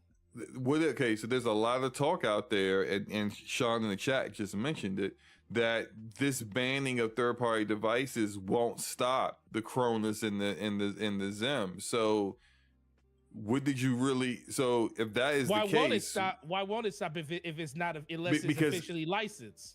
No, well, so the Cronus stuff isn't officially licensed. That's what I'm saying. But if the Xbox can't detect it. Why can't it detect it? Because it's never been able to detect it before, for what people are saying. Well, maybe they found a way to detect it now. Maybe they had, because this all supposed to go live with an OS update in a few weeks. So maybe they have figured a way to detect it. But that's the only thing I think this could be. Is like like I said, there's not enough. There's hardly any third-party controller that is not officially licensed by Xbox. Like, you know, Xbox you can only get wireless controllers from Xbox because they haven't opened up the patent for anybody to use their proprietary technology for their wireless and their Bluetooth for it. So everybody's controllers outside of Xbox is all wired, and the majority of them, I haven't seen one that doesn't say that on there unless you build your own. And I don't don't know how feasible that is for a lot of people, but I just think that they found a You're starting to way buy, man. You're starting to buy. to get around that interface with Forte, you're biting again. You're biting again. it's easier control. And this is So what that's he kind of gets what for I'm using hoping that it is. I mean, if soundboard. it's not, Exactly. It's probably his soundboard that's messing him up. What? Forte, we What didn't hear happened? nothing you said because you turned into a transformer on us again. Oh, you know why? Because okay, I know exactly what happened. It's your My soundboard. laptop fell asleep, and Blow it up. no, it's my laptop. My laptop fell asleep, and that's what my audio for Discord is coming through now. Because remember, I'm recording on my PC, or not. So you got to keep your laptop so away. Yeah, I'm about to turn off the sleep cycle. That's what it is. Cause I just turned as soon as you said it, I was like, cause I can still hear you, but then as soon as you said, I looked at my PC and it was sleep. So Okay. that's what it was. Well, figured it out. But shut up! Don't call me Starscream no more. All right, Starscream. So, well, look. I guess we could. I know everyone. You don't really play. Well, I mean, I guess this doesn't just affect people who play competitive games. I guess for everyone. Yeah. Do you use anything like that's third-party accessories that's not just like official licensed stuff? I mean, I have that $200 Sonic controller that comes with the charging base, but that was from Razer. But that's licensed. That's probably official because Razer is Razer. Yeah. Even though Razer sucks, but yeah. Wait, there's a $200. Oh, is it the one that came with the little charge station? Yeah. The little charge stand. Oh, okay, I know which one you're talking about. Of course, you would buy that $200 controller. You knew damn well I would buy that. You do realize that controller was on sale for $79.99. Like, yes, I do. This... I do. Okay. I do realize it, and I didn't buy it at that time because I was like, I don't need that. And then it was like $200, and then people kept tagging me when it came out, and I got so tired of people tagging me. I was like, let me just buy this controller so everybody can shut up. But anyway, I love the controller. It's a nice looking controller, I will say that. It's not worth $200 though. I'll tell you that right now. It's worth definitely ain't worth $200. It's worth $79.99. That's what it was worth. That's why they dropped the price of it so fast. So that's the only controller you have that isn't like a Microsoft made controller. For Xbox, yes, because I use that and I use the Starfield controller, and I use the Steel Series headset. So that is licensed. I know for a fact. Right. Yeah, and I it have is. the Yeah. Astro A50s, but those are actually terrible. Sound quality is great, but connectivity. I will every say time that there's is a true. firmware update, like You're like the third person I've heard say that. Yeah. and there's no the software is garbage. So Steel Series is what I'm recommending everybody. Well, No, Steel Series is pretty much mostly what I use right now. I have Arctis 7s on right now on my PlayStation. I got the 7 Plus P Plus. And I don't have one on the Xbox. I have a Lucid Sound on that one right at the moment. But yeah, upgraded to the new settings. I'm using the Starfield headphones, which are actually better quality and have way less with the terrible mic on it. Yeah, but I don't talk to people. Yeah, you know, I don't that mic stinks. Yeah. But the audio quality is actually better than the base Xbox headphones, which are also equally garbage. Yeah, but I like the Starfield headphones. You know, it makes the sound of your ship when you turn them on. Yeah, does it crackle? You know, does it crackle? Does it crackle when your shit car? Does it make the same sound animation? Loading screen. No. You want to know what really tickled me? Pause. When I was playing Battlefield and I bought the Battle Pass, and they made you bought the Battle Pass on Battlefield, right, Slow-Mo? Yeah.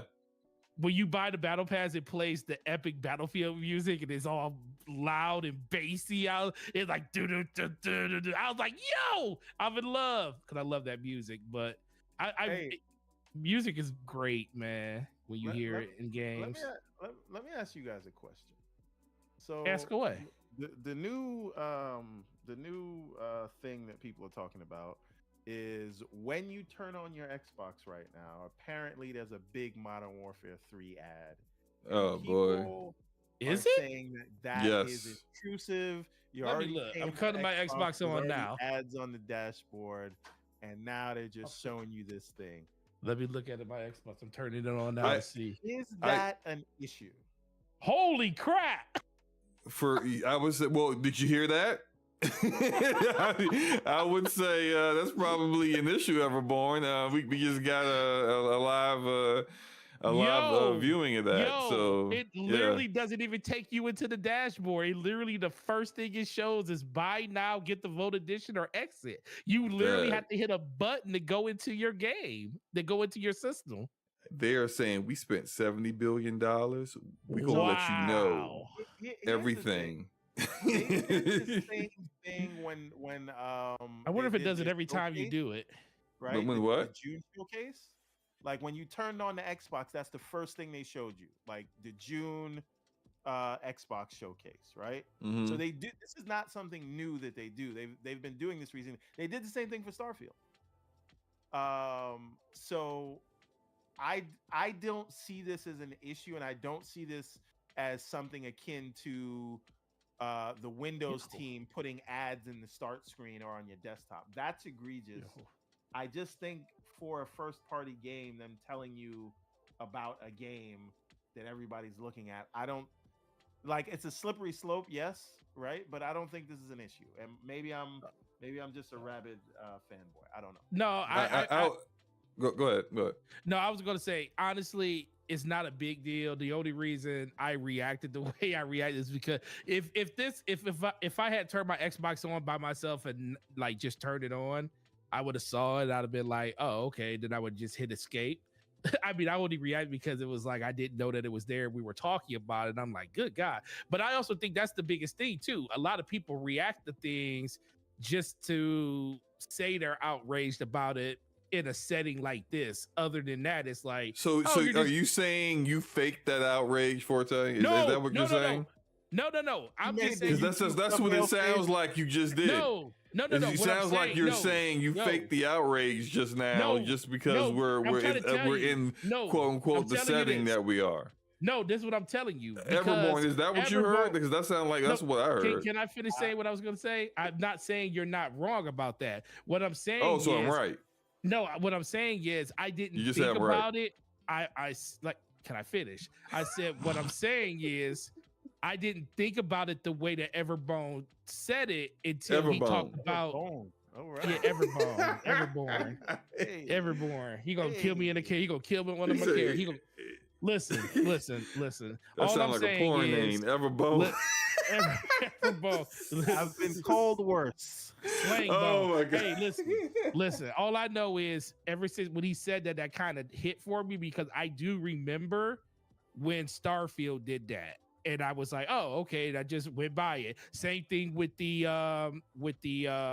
event when Xbox did their showcase. It was on that day when you turned your Xbox on. Actually, it was after that because we did the stream. And when I went to turn my Xbox on, it showed it because it was the first time I turned it on that day. And it wasn't a big deal. So, but that's what I'm saying. I think a lot of people have that reaction because their friends are like, hey man, this is kind of intrusive. Why are they doing this on the dashboard? I just want to get into my game. I'm like, dude, it's literally one button to get out of there. It's not like they're showing you Silent Hill Ascension on the screen, right? It's not a big deal. And you gotta watch 30 seconds of it before the prompt comes up to say dismiss. That would be like, hey, look, hostage in the ad, hey, guess right? what? Like, it's hey, work. look, you better cut that out. Like that would be problematic. And guess what? It's going to work too. It's going to work. A lot of people are going to buy it right off that screen. They'll be like, I might as well buy it now. I'm going to tell you right now. That's the reason why I put my poll up, because I almost bought a game that I had no interest in because of that thing. Marketing works. Who knew? It does. Let me tell you that. Like I'll say my piece on it real quick. I haven't turned my Xbox on to see it yet, but hearing about it, I didn't think it was that big a deal because as a PC gamer, guess what happens to me every time I turn on? Matter of fact, Because PC gaming is garbage. Oh, No, every I'm time sorry. he turns on I Steam, have he gets never- that little. Every time he turns on Forte Steam, knows. he gets That's that the little correct box, answer. that ever little born. box that has something A in it PC that gamer says, knows. Yes. Every Steam- time I turn on Steam It's got 3 advertisements that Yep. pop up, a box that I gotta exit out of every Yep. single time. every time. So I am so indoctrinated in it that I'm just like it's nothing to me. I just would have said no and just exit out of it, and that would have been the end of it. So to your point though, Slow-Mo, I do think it's important to say like this. It's not a big deal. I actually think it's good marketing, and I like the idea because I didn't know COD was out today. So it almost prompted me to buy it In And it's- early again, access, yeah. right? You can only play the campaign, by the way. Oh, Yeah. which is the only thing I would play.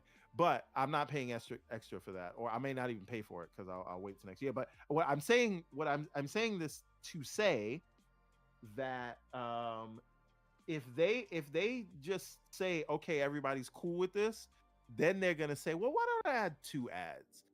Let me put Call of Duty next year and then whatever the new Halo Infinite season is, right?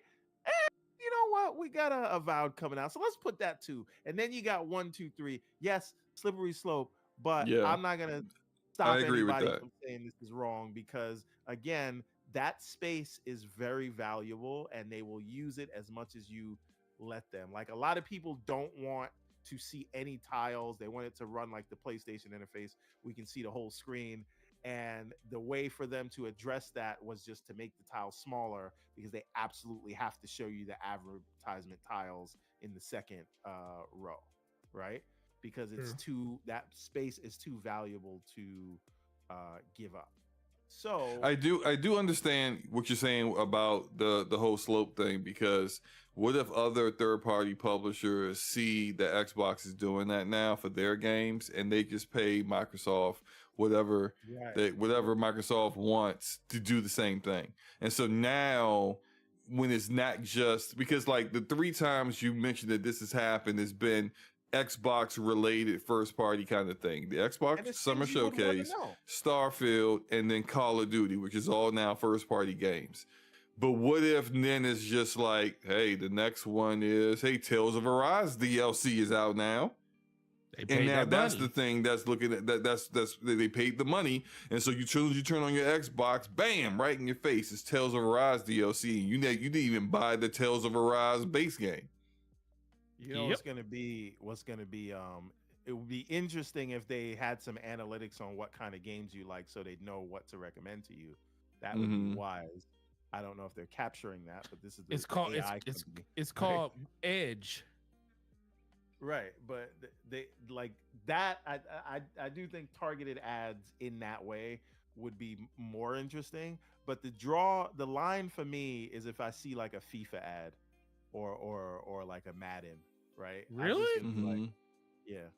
It's the same thing, though. No, it's not. I hate sports. And, no, it's the same. It is the same thing. It is the same thing. It's a video game. Like it. You just don't like it. And that's why I brought up the Tales of Arise example. But I probably should. That's an RPG. You probably would play Tales of Arise. I should have brought up sports. So yeah. So the thing about that. What if every time you turn on your Xbox, there is EA football, what's it called now? EA Sports Football 26 soccer, whatever the heck that the name.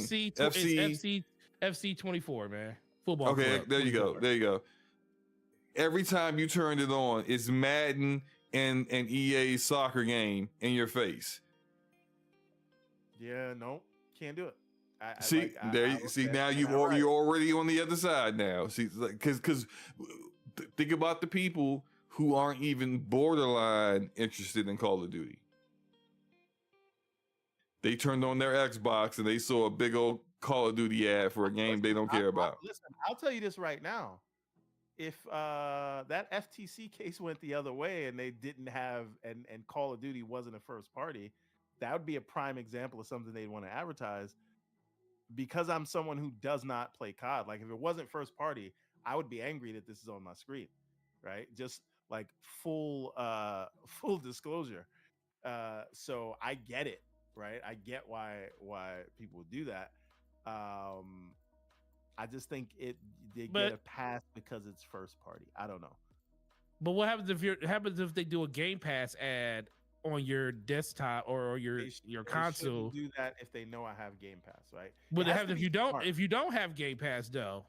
Yeah, you should advertise it. Why not? I mean, they're doing it's it, right but there. they're doing. You got to remember, they are making any of these games that they're selling outside of their first party. They're still making 30% profit, so it's in their best interest to get you to buy as many games on that console as possible. So if they want to do some targeted ads with somebody like Remnant 2's DLC, they want to start promoting the fact that Remnant 2's got DLC coming out, and they want to put the Ultimate Edition up there for whatever the price is. Then you need to look at my gamer score and see if I've played that game and I put a lot of hours in it. And if so, then you should show me that ad, right? What I'm if? just saying- What if? Hold on. What if the script is so poorly written that Which is it totally takes a possibility. forever? Right, it takes forever for them to go through, your purchase history and your gamer score and what you like to finally find the targeted ad. That it takes forever for your Xbox to turn on, all because marketing. I think that's a doomsday scenario that's not really realistic, but sure. Hey, the Xbox app is trash on PC, so I'm just saying. Hey, have they fixed the Xbox Record yet? No. Well, hold on a minute. You can import to Clip What? Champ. No. What? No. Who the heck is Clipchamp? Everborn. No, wait, hold on. Everborn. The Yes, bit sir. rate of that Xbox app when you record is absolute Oh, yeah. garbage. I'm not gonna fight you on that. Do you know that on PlayStation, their bit rate is like substantially better for capturing? The fact that you but can make that's a been you the case the since fact PS4, the right? fact that you can make the fact that you can make an actual video directly from your console and post it on YouTube is a slap in the face to Xbox, and they've been doing game DVR since the beginning. They actually broke it when when they came out with the OS upgrade for this new generation, and I'm actually shocked that 3 years in they still haven't quite fixed that. They ain't gonna fix it. It ain't fixed. Man. Yeah, it must not be a priority for them. But yeah, look. But anyway, let's move on to this last topic. Let's get into it. This is what everybody been talking about this week, man. As they Bungie, should. yes, because Bungie sucks. That's why Bungie has delayed the 2 games that out of the 3 games they're making. The 2 that we know about, Destiny 2's Final Shape, which is likely the final expansion of this looter shooter 10-year game, has been delayed from February of next year to June. Forte? Yep, to June. June 2024. And internally, they never actually gave us a release window for Marathon, but internally, they expected Marathon to come out in 2024. That has now been delayed to 2025. So, in addition to this, apparently, parent company Sony laid down the edit that they needed to do some layoffs due to the fact that Bungie has unfortunately missed their target revenue by 45%. And that apparently, by Bungie's own admission, is due to the current state of Destiny 2. The player base is really, really low. And pre-orders for the Final Shape are also really, really low. And this is something that they have been discussing internally at Bungie for a while now. And even though the developers were attempting to try to find ways to reverse this trend, Bungie leadership essentially told them, shut up and get back to work. We're not changing anything. Until now. Well, now they're changing a whole lot because they've laid off roughly somewhere in the range of 100 employees, a mix of newer employees who had only been there for 3 to 5 years or less, as well as veteran employees. And the hits came through all departments. So it wasn't just marketing, and it wasn't just the narrative team or the art department. Engineering got hit. Literally every game design, every department got hit. The team leads were not made aware of which of their team was getting laid off. And to really like hit the fields for the people who are Bungie fans, or at least been fans of a lot of the work that Bungie has done in the past. Michaels Salvatore, legendary musician and guy has done music for Halo as well as Destiny, was also laid off. He has been there with them from thick and thin for the very beginning. 1997. 1997. There you go. The other young lady, I can't remember her name. You got her name, Forte? Oh my God, no, I have it right here, but no, I don't have it off the top of my head. But there's forgive me for not being able to remember her name, but there's another young lady that has been at Bungie for 25 years, and she also has been credited as designing the Halo logo. She also was let go, and so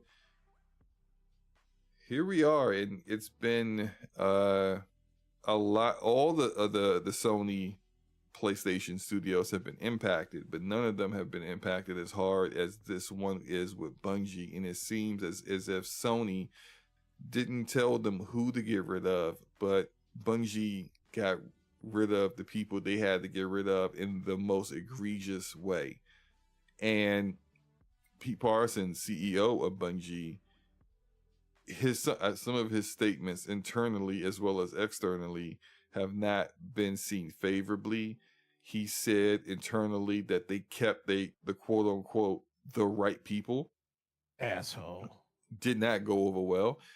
Externally talked glowingly about all the people that he just laid off with no notice, with only 1 day of coverage for some of their benefits.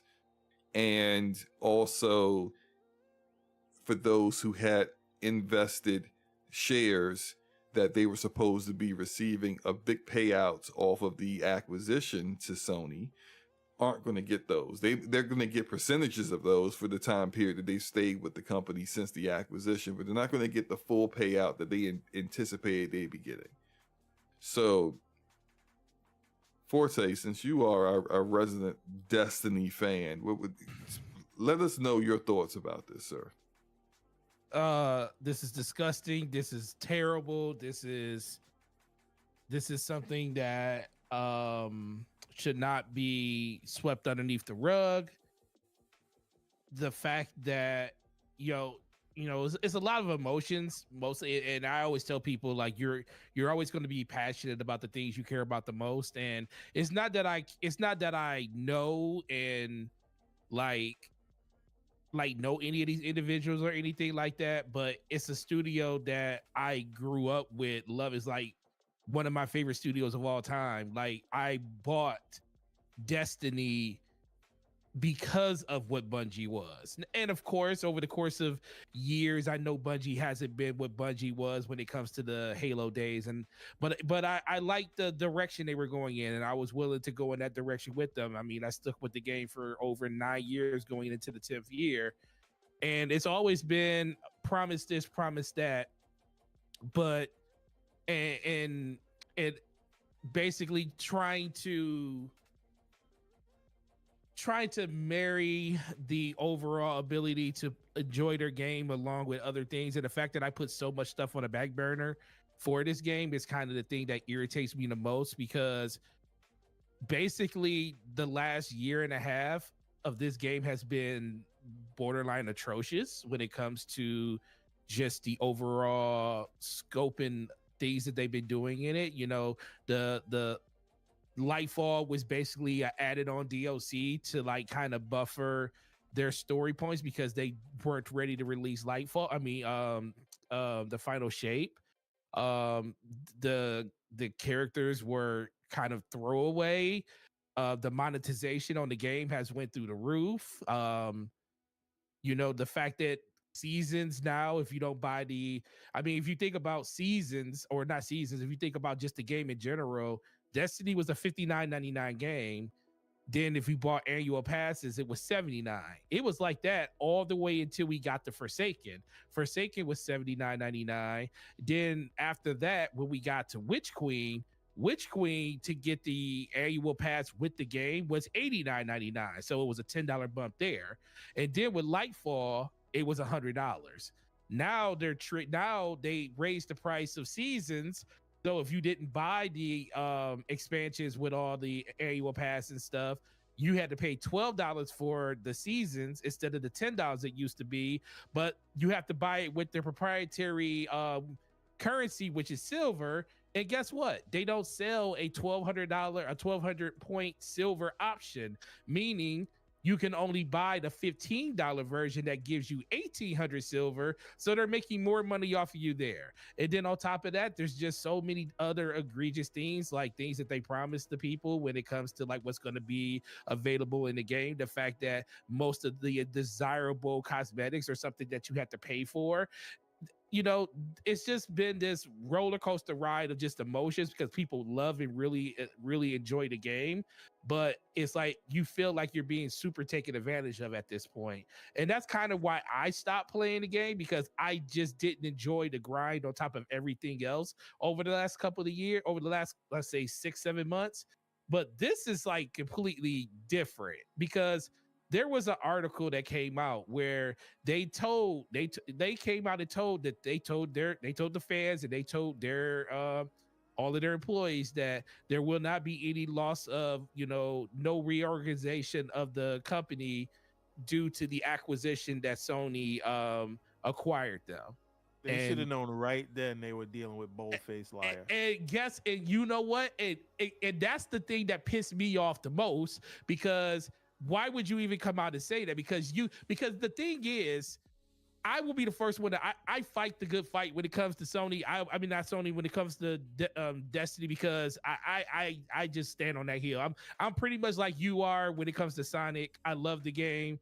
I will fight for that fight, but I just can't fight that fight no more, because instantly, yes, Sony cannot tell Bungie what to do when it comes to their game, because they can publish their game, they can release their game where they want to. Their game is a third-party game. They are literally a subsidiary of Sony, next in line with PlayStation. So PlayStation can't tell them to do anything to do with their games, but Sony owns them. So Sony comes in and says, you're missing revenue by 45%.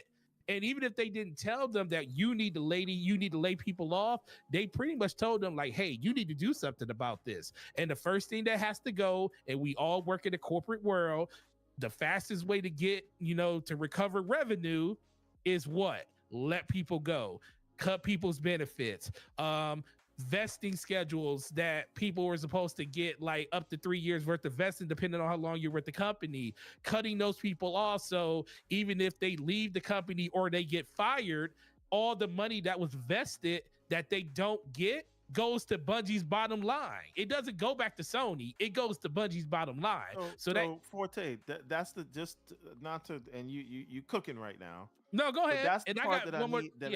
I'm just having trouble understanding. We're saying it doesn't go back to Sony, but no, because Sony owns Bungie. Okay, so Bungie, this is okay. Think about it like this. I give you, like, when I purchase you, I tell you I want to give you $10,000 to retain the writers for your book. I own you. I own you own your book, but I own basically the publication rights and stuff for it, but you still own the IP. But I'm gonna give you $10,000 to basically keep your staff on staff, because I don't want you to lose your talent. So, but it's on a vesting period. They have to stay with the company, say a year to do it.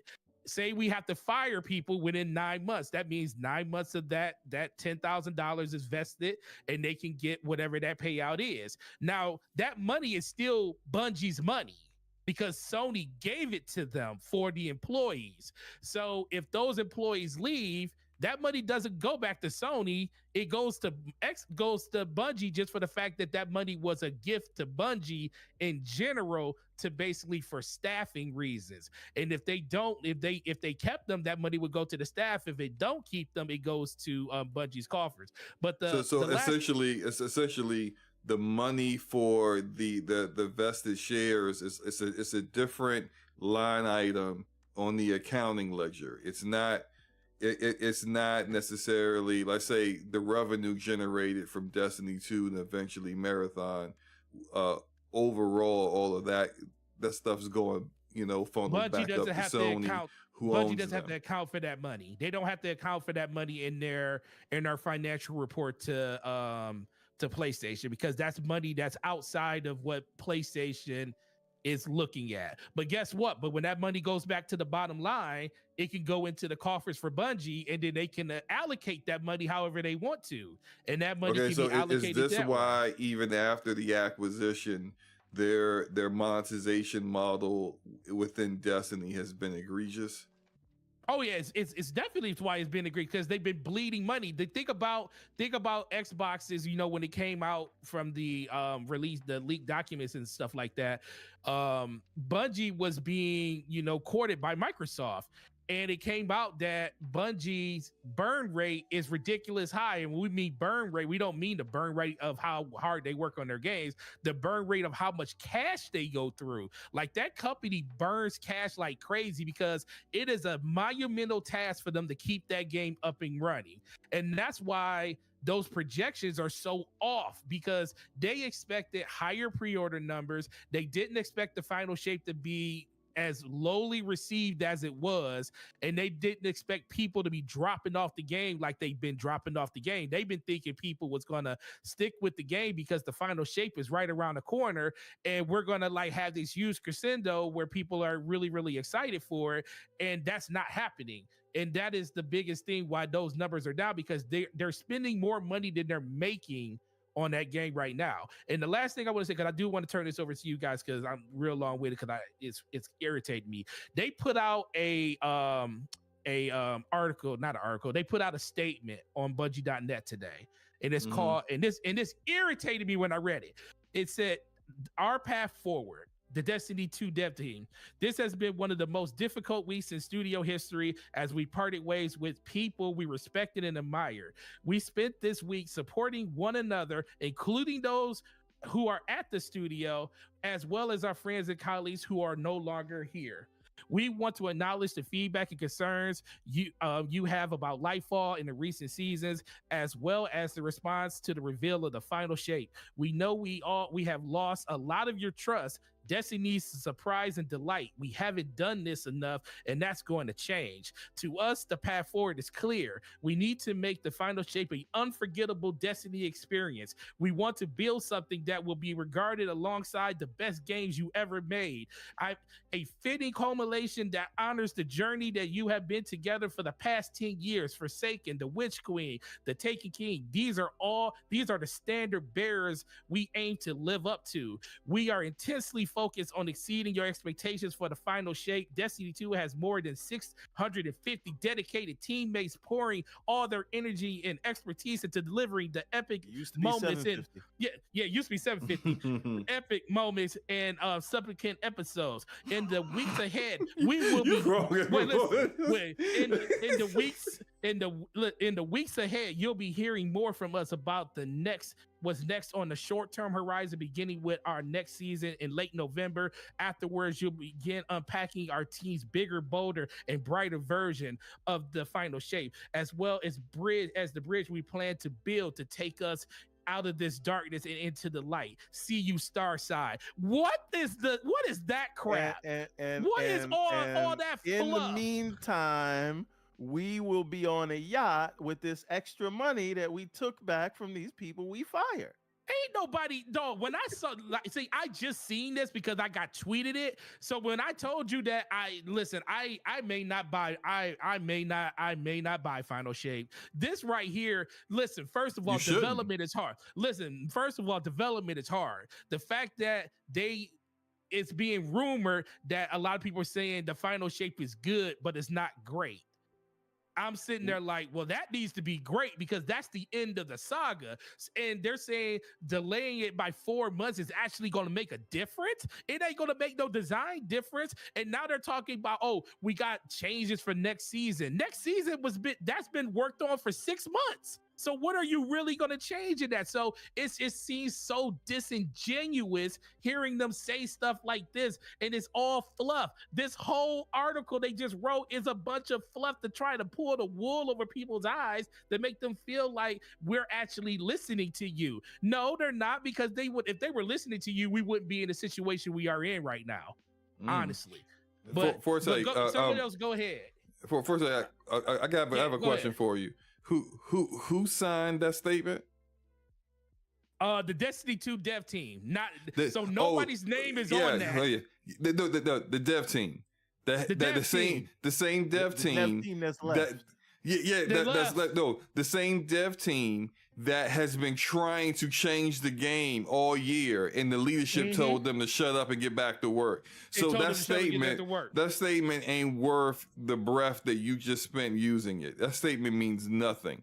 There need to be a statement from actual Bungie leadership who caused all of this. Like, they're the reason why you're down 45% on target revenue. They're the reason why they targeted the people that they targeted and showed zero loyalty to the people who've been loyal to them, like Michael Salvatore. And by the way, never be loyal to corporations. They don't care about you. You are a number. As soon as you are no longer effective, you are out of there. They do not care about you, and you shouldn't care about them.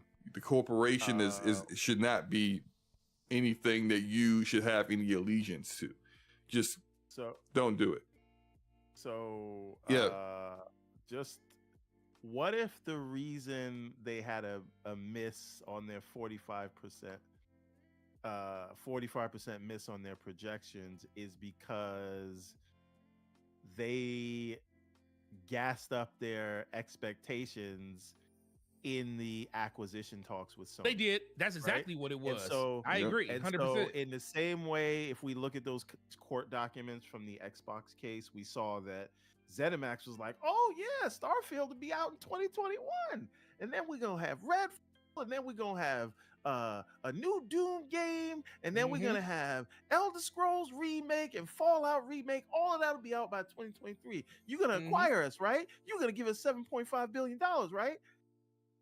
Bungie was like, yeah, we can help with your service games. We could train everybody, and we could make our game, and we could do the final shape. And I'm telling you right now, Forte, the final shape is not the end. They're going to do some Attack on Titan, where it's going to be like the final season part 4, right? Well, so right. I'm so done, man.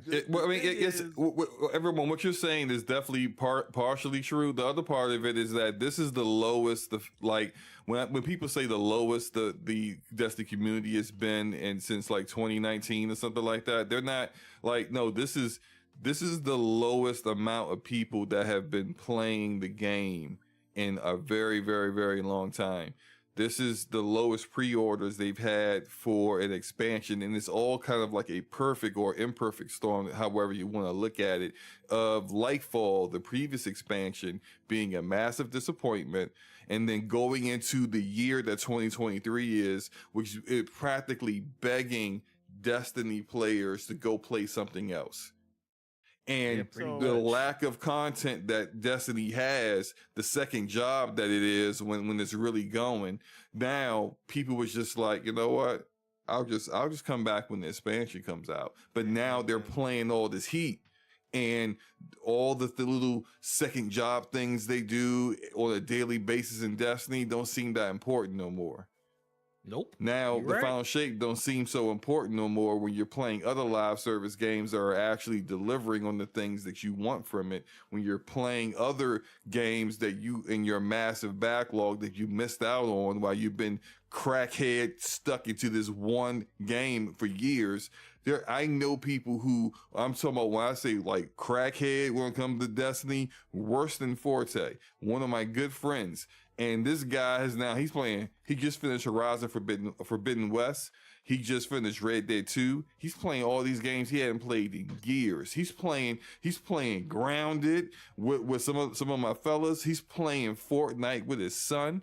He is not thinking about Destiny no more. And he is not even, he keeps saying the same thing that Forte says. Oh, I'll go back for the final shape, but I'm done after that. I don't even know if he's really going to do that, honestly. No, I don't even know now. After reading that. They took a L at the worst possible time, because there's all these games out here that their community is now enjoying, in addition to potential games like the finals. The finals, I think, is boring, but the finals had like 500,000 people playing the beta the past weekend. The First Descendant came out last month. A ton of people were playing that. There is so much more competition in the live service arena than Destiny had when they first started this a decade ago, that they couldn't afford to be slacking and couldn't afford to be doing what literally, like, none of this stuff is a mistake. It's all by design. Me and Forte on this show, a year, was it? How long have they acquired? This is about 2 years ago then. 2 years ago, they had a Bungie developer at the Game Developer Conference. And he was doing a seminar on how to build a live service game and how to sustain a live service game in your community. And some of the things that he said alarmed us, because we was like, that's not what we want. And he was talking about literally stringing your community along with promises, but not always fully delivering, so that you always have extra content to give them breadcrumbs to keep them going. And Slow-Mo, yeah, these are the people that got factions put on. Exactly. That's all I'm about to get to. And that was, Jim Ryan must have been in the audience, because that was before they got acquired. They get acquired, and now these are the people with this ideology that are consulting on the live service games that Sony has got in their pipeline. There are a dozen live service games. If you read that Jason Schreier report, I believe it was Jason Schreier that reported, didn't he say that the issue they had with it wasn't that it wasn't fun, but it didn't have the kind of player retention that they wanted? Yeah, something like that. Yeah, it was pretty much long-term engagement with the game. It wasn't there. Like, what would people be doing 3 months later? In other words, because it wasn't stringing you along. Yep. Like what they talked about in the talk. You should have never told me this, man. Yeah, look, I've been talking about that. This is, and people say, Slow-Mo, you're a Destiny hater. And partially, you're right, because I kind of can't stand Bungie because I used to be big into Destiny, and then I definitely got my my Matrix moment where I woke up and pulled the tubes out and jumped in and got out of the Matrix. But like, this is, you know what it was for me, Slow-Mo, with that with Destiny. So I have, I think, maybe 14 or 15 days in Destiny 1, and we were, I played it every day because it's from the guys who made Halo. I was in there. I did the first raid. I got the Galahorn. And then the first time they like reset everything. Oh yeah. So you still had that weapon, and it was like, wait a minute. I put how many hundreds of hours into this game, and you are telling me you're just gonna put all my stats back to 0. So there is no idea of ending. And this is every service game, but for me, like, this is where that's where my love affair was over with Destiny. Where it was like, the purpose is not to build up to anything. It's just to keep you there. And then you got to go in there and do work. You got to clock out of work, and then you got to clock into Destiny, and you got to go grind and do that thing. So Destiny 1 is where I jumped off this train. But I was on this train like hundreds and hundreds of hours. So yeah, I can't. I'm with you on that, Slow. Yeah, and I couldn't do it anymore, and I really started to see how, like, I didn't know it for certain until they said it, but I felt that they were just really just kind of half-assing it, not really attempting, always saying things like, we hear you.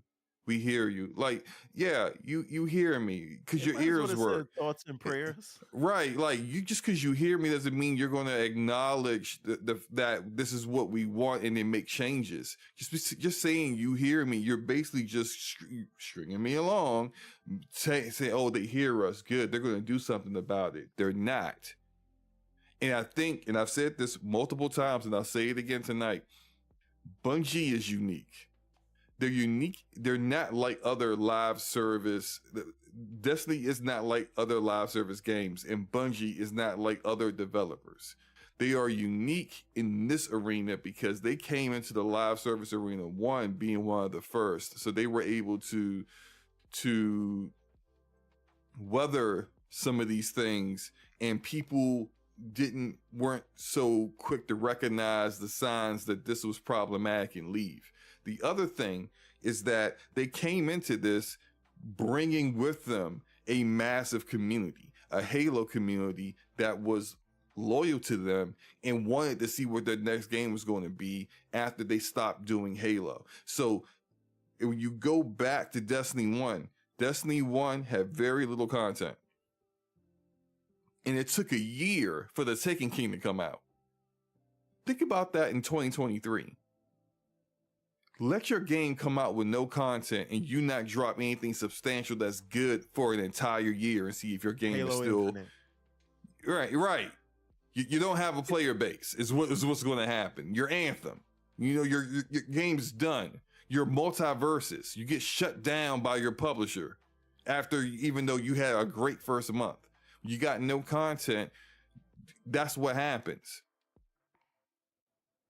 Bungie is unique because the Destiny community, unlike other games communities, either kept staying and sticking it through, or they kept coming back. And that is not something that you can teach Naughty Dog or Deviation Games or Fire Sprite. You can't teach. They don't have the built-in community that you had.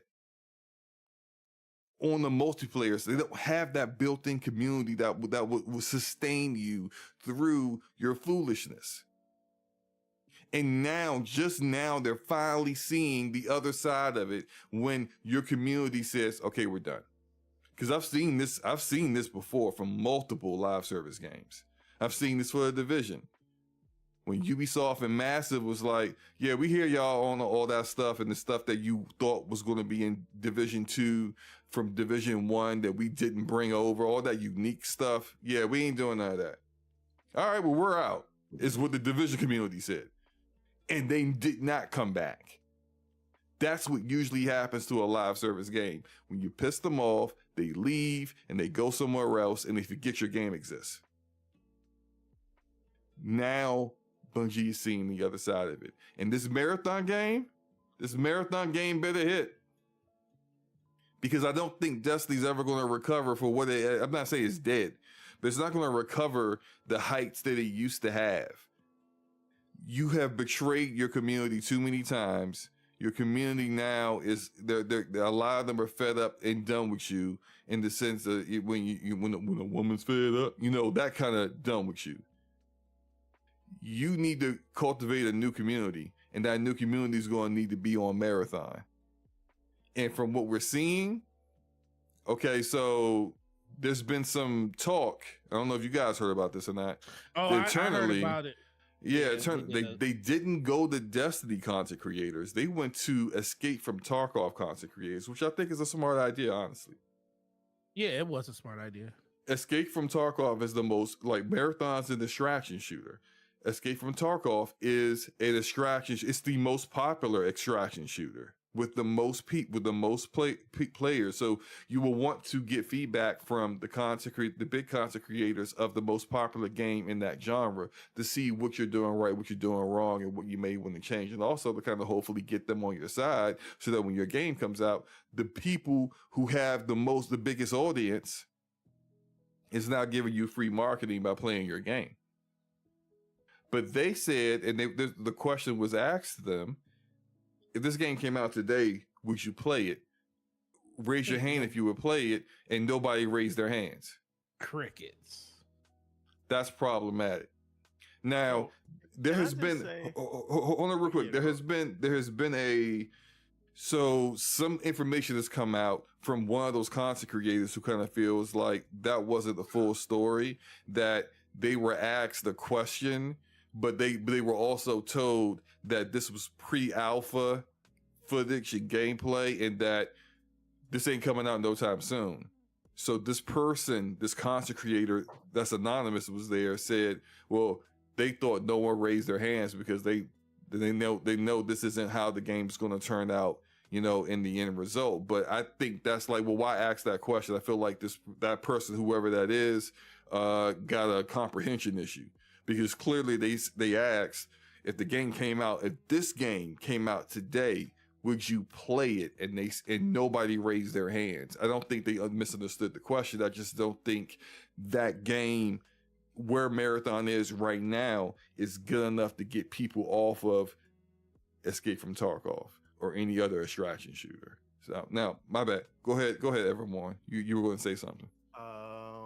So my thing was, you hear all of this about just specifically the playtest, and then there's another point that I want to make, but this is what playtests are for. You do these things. It's an internal thing. You have a focus group. You see where you need to tighten things up, and then you do another playtest, and you get better the next time. You get better each time. That's how these things are supposed to work. That is just me being as level-headed and objective as possible. Mm-hmm. But I'm not going to be level-headed, because we know if this were an Xbox story, Here we go. We would have been having very different conversations about management and shambles and falling apart. So I am just here with my popcorn, enjoying all of this. But in the back of my mind, I know it is not fair to judge something based off of. By the way, that absolutely did happen, because I spoke to somebody who anyway. Huh? I know what's happened too. So, I know that happened. I'm just gonna leave it at that. That story is very true. So Which story? About nobody raising their hands. About nobody raising Oh their yeah, I hands. know. That's I what- absolutely no. I never. The other content creator wasn't rejecting that story or saying that wasn't true. That other content creator was trying to make it seem as if no one raised their hands because they felt like, well, so what? The game's not, the final product isn't what we saw or played today, which I don't agree with that, because that doesn't make any sense. Because clearly the question was telling them to ignore the fact that this isn't the final product. If this was the final product, would you play it? And yeah, no one, we are all in agreement, and that's what everyone has been saying. Nobody raised their hand. None of these content creators are going to play that. Like they're as of today, they're not going to play that. So they got a lot of work to do. Yes, and again, that's why there's playtests. That's why it's delayed. They can put something out. Okay, so in terms of the whole money thing, right? Because I just with the firing of the people. So now I know we had said that people lost benefits, but as I understand it, it's more of the benefits on the financial side and not the healthcare benefits. I heard they get to keep those for at least 3 months. Yeah, their Cobra benefits. They got 3 months of that.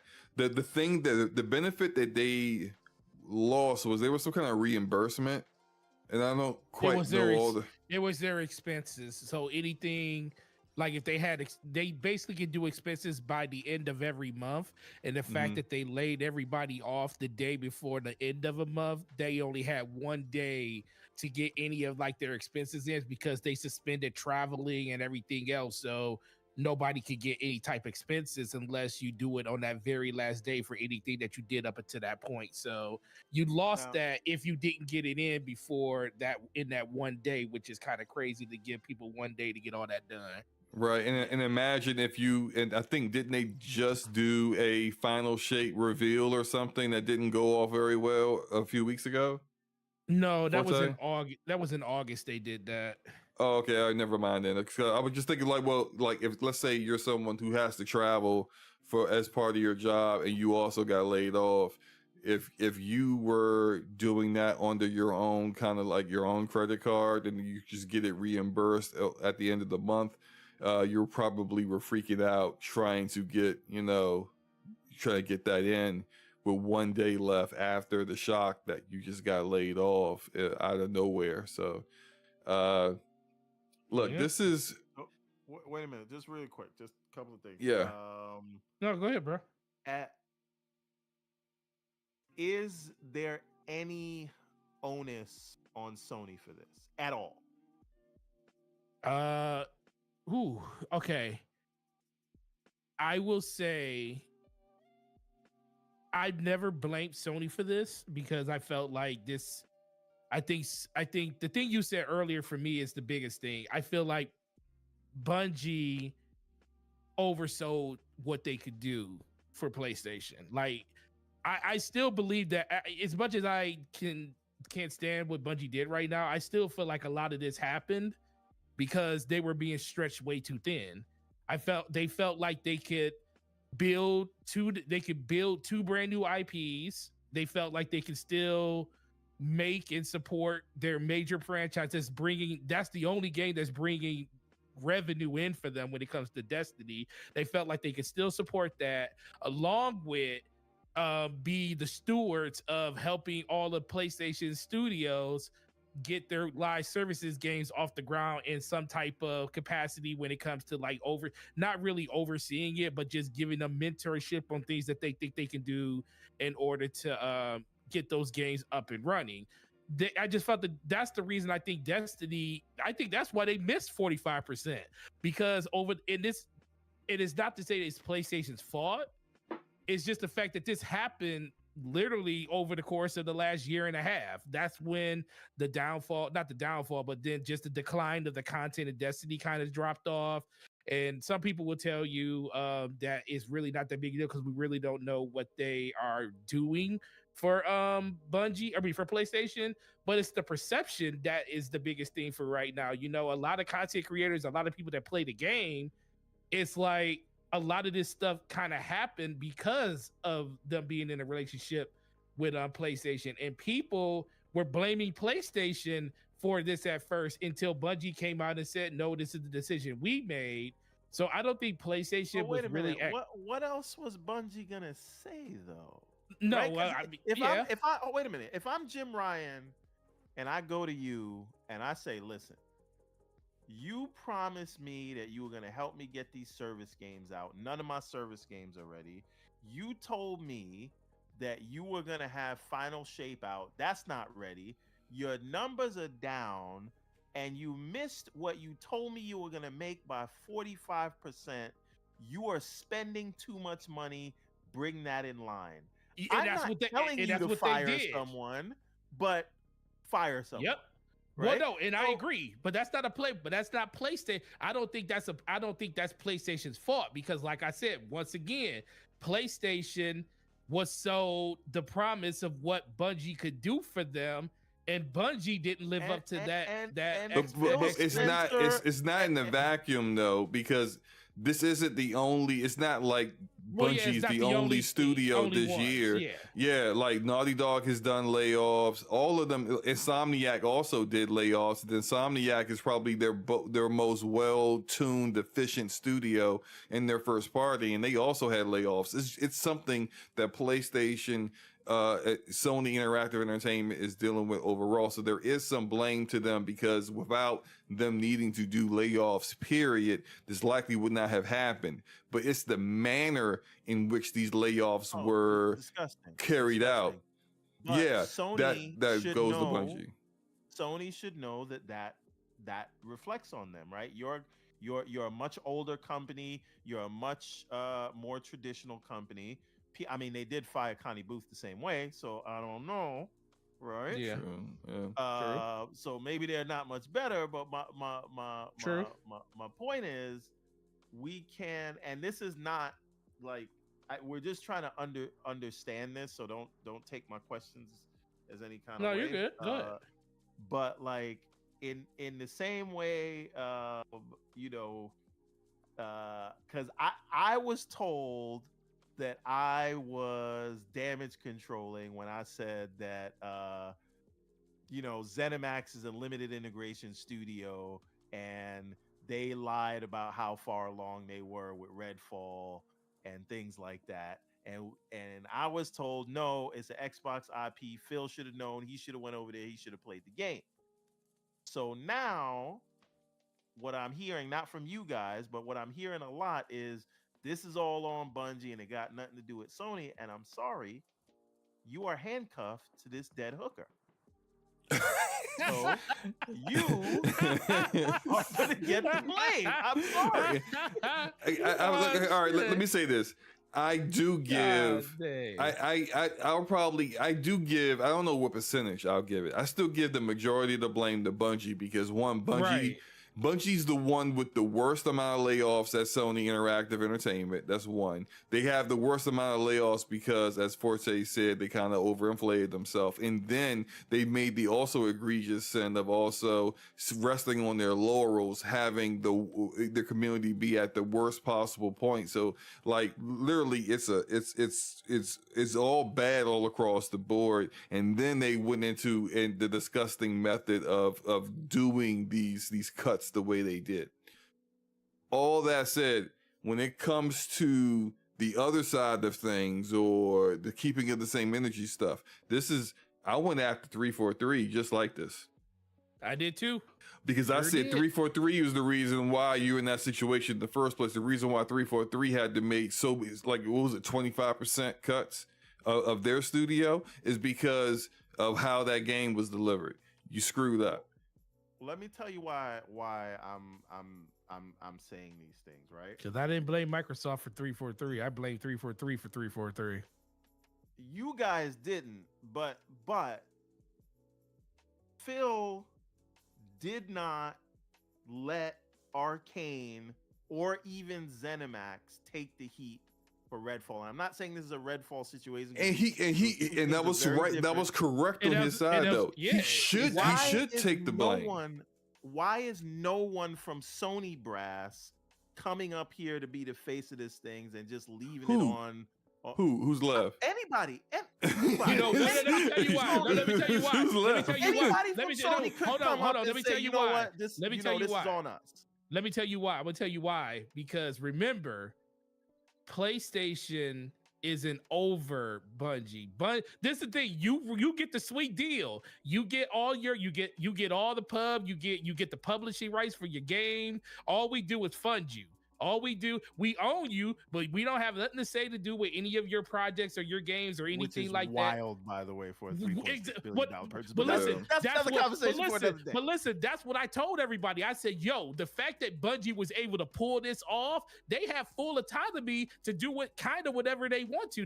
But this is the thing. PlayStation still has complete oversight of the studio when it comes to the financials of it. So once the this is the thing, but I blame Bungie because I said the same thing about it when we were talking about the reason I wanted Xbox to get them, because I wanted Xbox to get them for the simple fact that I felt like Bungie wouldn't have to do all of the things they're doing for PlayStation, because Xbox doesn't need Bungie to help them build live services. Nobody needs Bungie. Bungie is an unfaithful spouse. Listen, nobody should be married to that. Okay, listen, we're okay. You're right. We're not going down that road. But I'm just saying, I feel like Bungie could have just focused on their games. I feel like that's what I think the biggest difference between PlayStation and Xbox would have been. Bungie could have just came in, been a studio, and they could have just focused on making their games, and that's all they had to do. They're doing other things on the outset, and we don't know how vast and how that asking price would have had to been much lower if that's all they were going to do. And that's all exactly. But that's the thing. But since Bungie wanted that responsibility, they get the smoke for taking that responsibility. You know, PlayStation came out and said, "Hey, we'll give you the bag, but you're operating basically on your own when it comes to your profits and your revenue, and we expect you to come in line with that." So when they come calling and saying, "Yo, 45% down," you know, pre-order numbers aren't where they need to be at.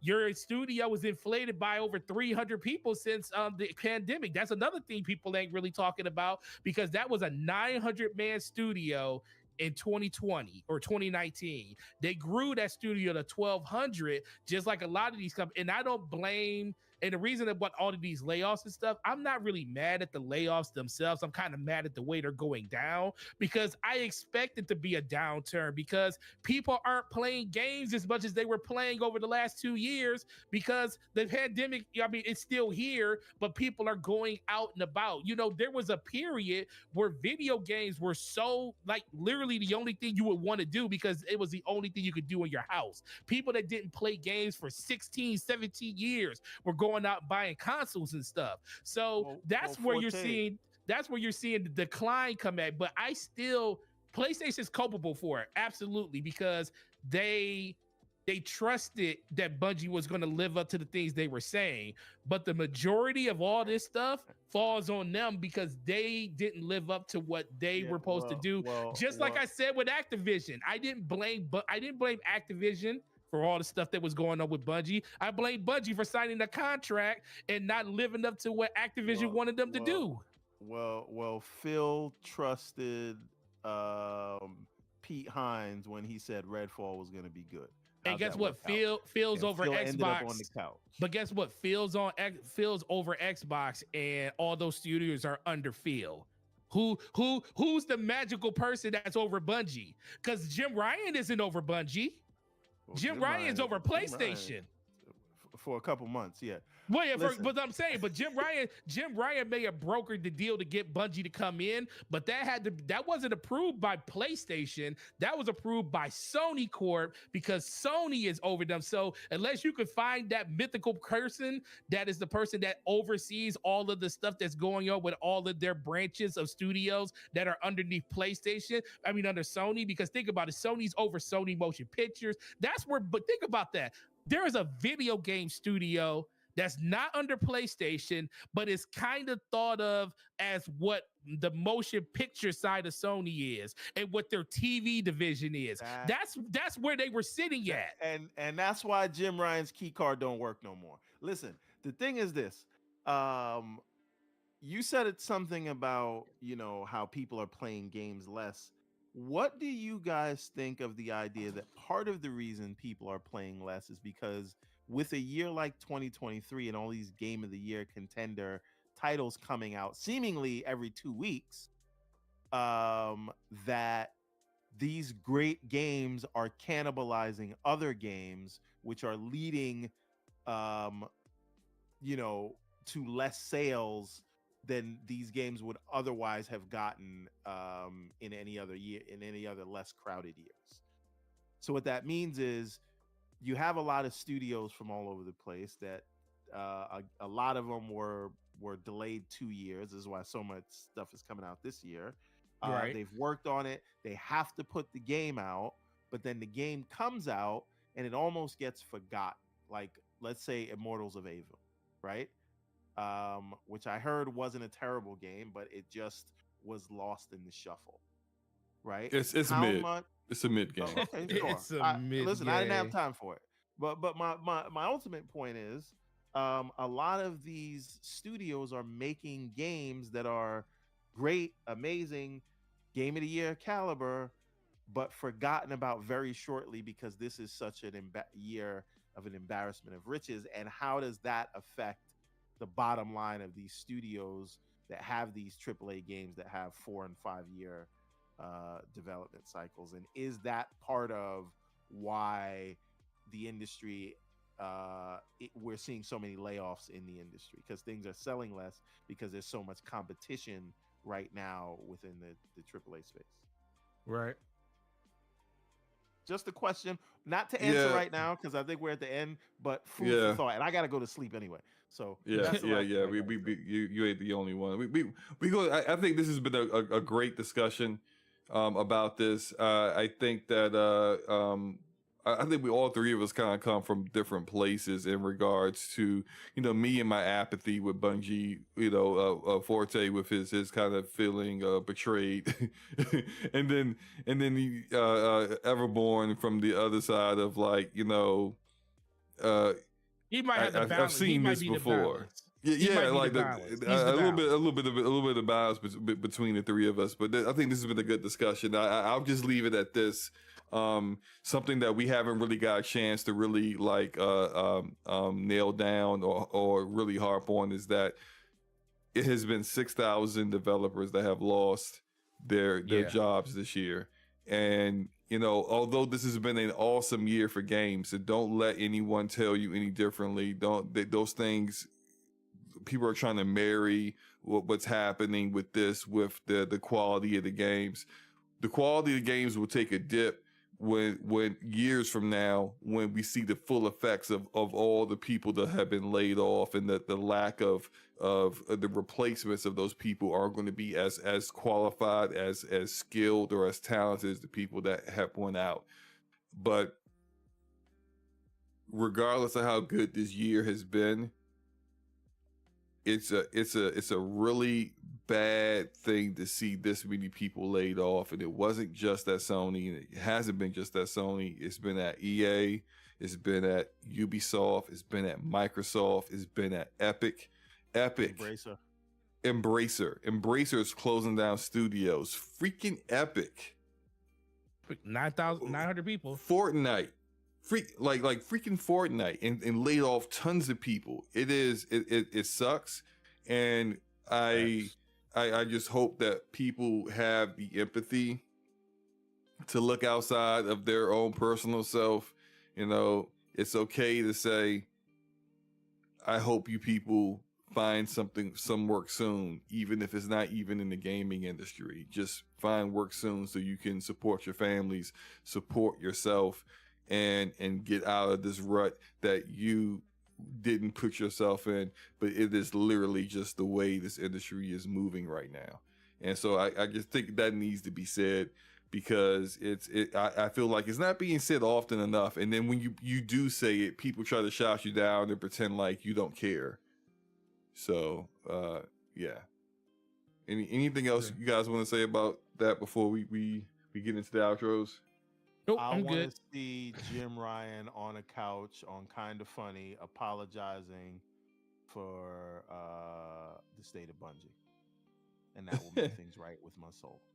I think Jim Ryan right now is somewhere in England phoning in his orders and relaxing. So I don't think we're going to see him at all before he's officially gone in March. Is it March or April? Whatever the end of their fiscal year is, I don't think we're going to see Jim Ryan in person again while he's still officially a Sony employee. But it is what it is.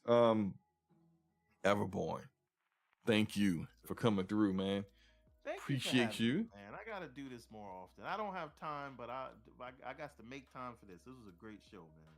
Yeah, we gotta have you back, man. We gotta have you back. Let everyone know where to find you. I did put some of your links in I got the link to your website and your Twitter/X account in the description. I'll add Gaming Circle podcast once we get kind of done with the show. But definitely shout out everything if I missed anything that you got going on right now. No, man, the website's everything, and man, it has all the books we got there. We got a little special going on that will get you all the books with like a $20 discount. And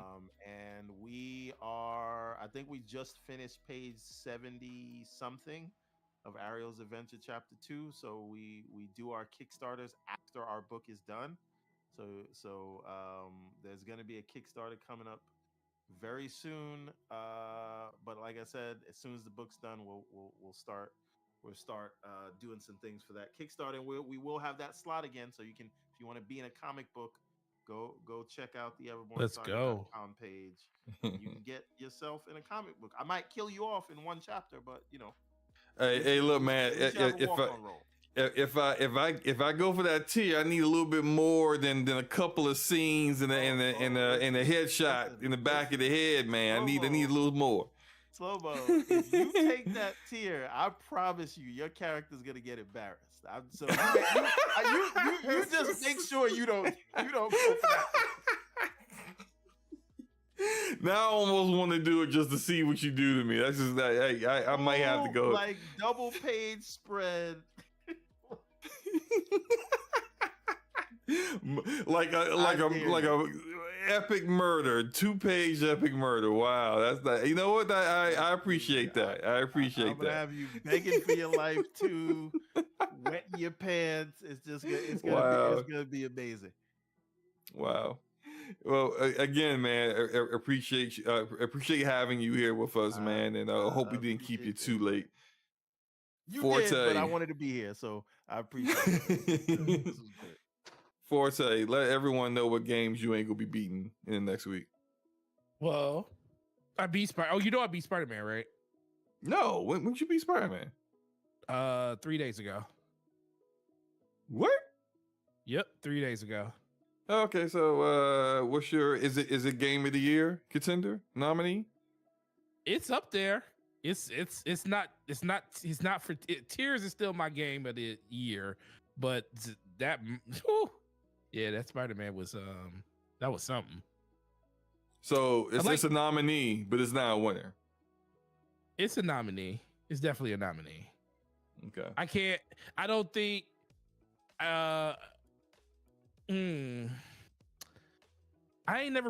thing is I haven't really you know what, I'll come back, I'll give you an actual answer next week when we do DPS, because I haven't really thought about it in game of the year. I kind of just beat it and it was like, yo, this is a really good game. So I have to kind of like compare. Are you gonna get the platinum? Yes, I am. I'm going to go back in and do it. Because you unlock the what's the highest difficulty? Is it ultimate? Ultimate. Yeah, so I unlocked that, and I'm just. I'm not going to do that. I'm not going to do that until they come out with New Game Plus. So hopefully it doesn't take too long. I will say this though. I fought myself for about 20, 30 minutes. When you get to the very end and it tells you on the screen that make sure you do all your upgrades and do all of this before you go. And part of me almost wanted to platinum it before I did that. But I was like, you know what? I'm just going to beat the game and then I'm going to come back and do all that stuff again later. Because I am going to jump. I have jumped in there a couple of times. I did start another game just to basically go through and collect stuff. So I am working on the platinum, but the game was fun. I really, really enjoyed that game. The cinematics in that game is just wow. Now look, I cleared the map and I got all but one trophy. The trophy for the web line, the stealth takedowns on the web line was the only one that had, because you know me, I ain't the stealth dude. I was literally kamikaze Spider-Man going to, I mean, because even though they made it slight, like I played the whole game on spectacular, which was the hardest difficulty you could do so far, and even then it was still kind of easy. So for me it was just like, I'm not doing stealth when I'm this powerful. For Peter and for Miles, I was just, nah, man, I'm jumping in there and I'm murdering everybody, and I only had like 11 stealth takedowns with the web line. And you got to have 25 for that trophy. And so I didn't start a new game to do that. I just kept checking for the random crimes. And whenever I would find ones that were in an alley, I would throw out the web line and with Miles go invisible and then get my takedowns that way. So if that's the last thing you have left, Forte, you could do that method so that you don't have to play a whole, play through the whole game all over again. I will say this. Yeah, definitely. I will say this though, because I don't, people still haven't played and beat the game yet. I will say this. We were talking about the differences between playing as Miles and playing as Peter, or playing as, regular Spider-Man. Oh yeah, that changes dramatically once you get. Once you get the symbiote, man, it changes. Yeah, man, it's something. It's like it's like prototype. It's crazy. yeah. Prototype is a very good comparison. But we can get out of here. Look, like I said before, either tomorrow or Saturday, I will be doing my second live stream of Alan Wake 2, at least going through chapter 2 from chapter 1. I can't promise y'all any more than that. I also can't promise that I'll stay awake. So that's all on y'all, okay? So if I fall asleep and y'all hearing me snoring, don't be mad at me, okay? I told y'all it was going to happen. And also, I'm still making more content for the First Descendant. I think, I definitely was really feeling the game. I think you can just probably expect to see a lot of that kind of content from this channel. So if you were really liking the First Descendant, then you're probably going to really like my content going forward. And I do have a couple other videos I'm working on, so just look out for those. We'll get out of here though. Enjoy your games, enjoy the rest of your night as it is, and peace out.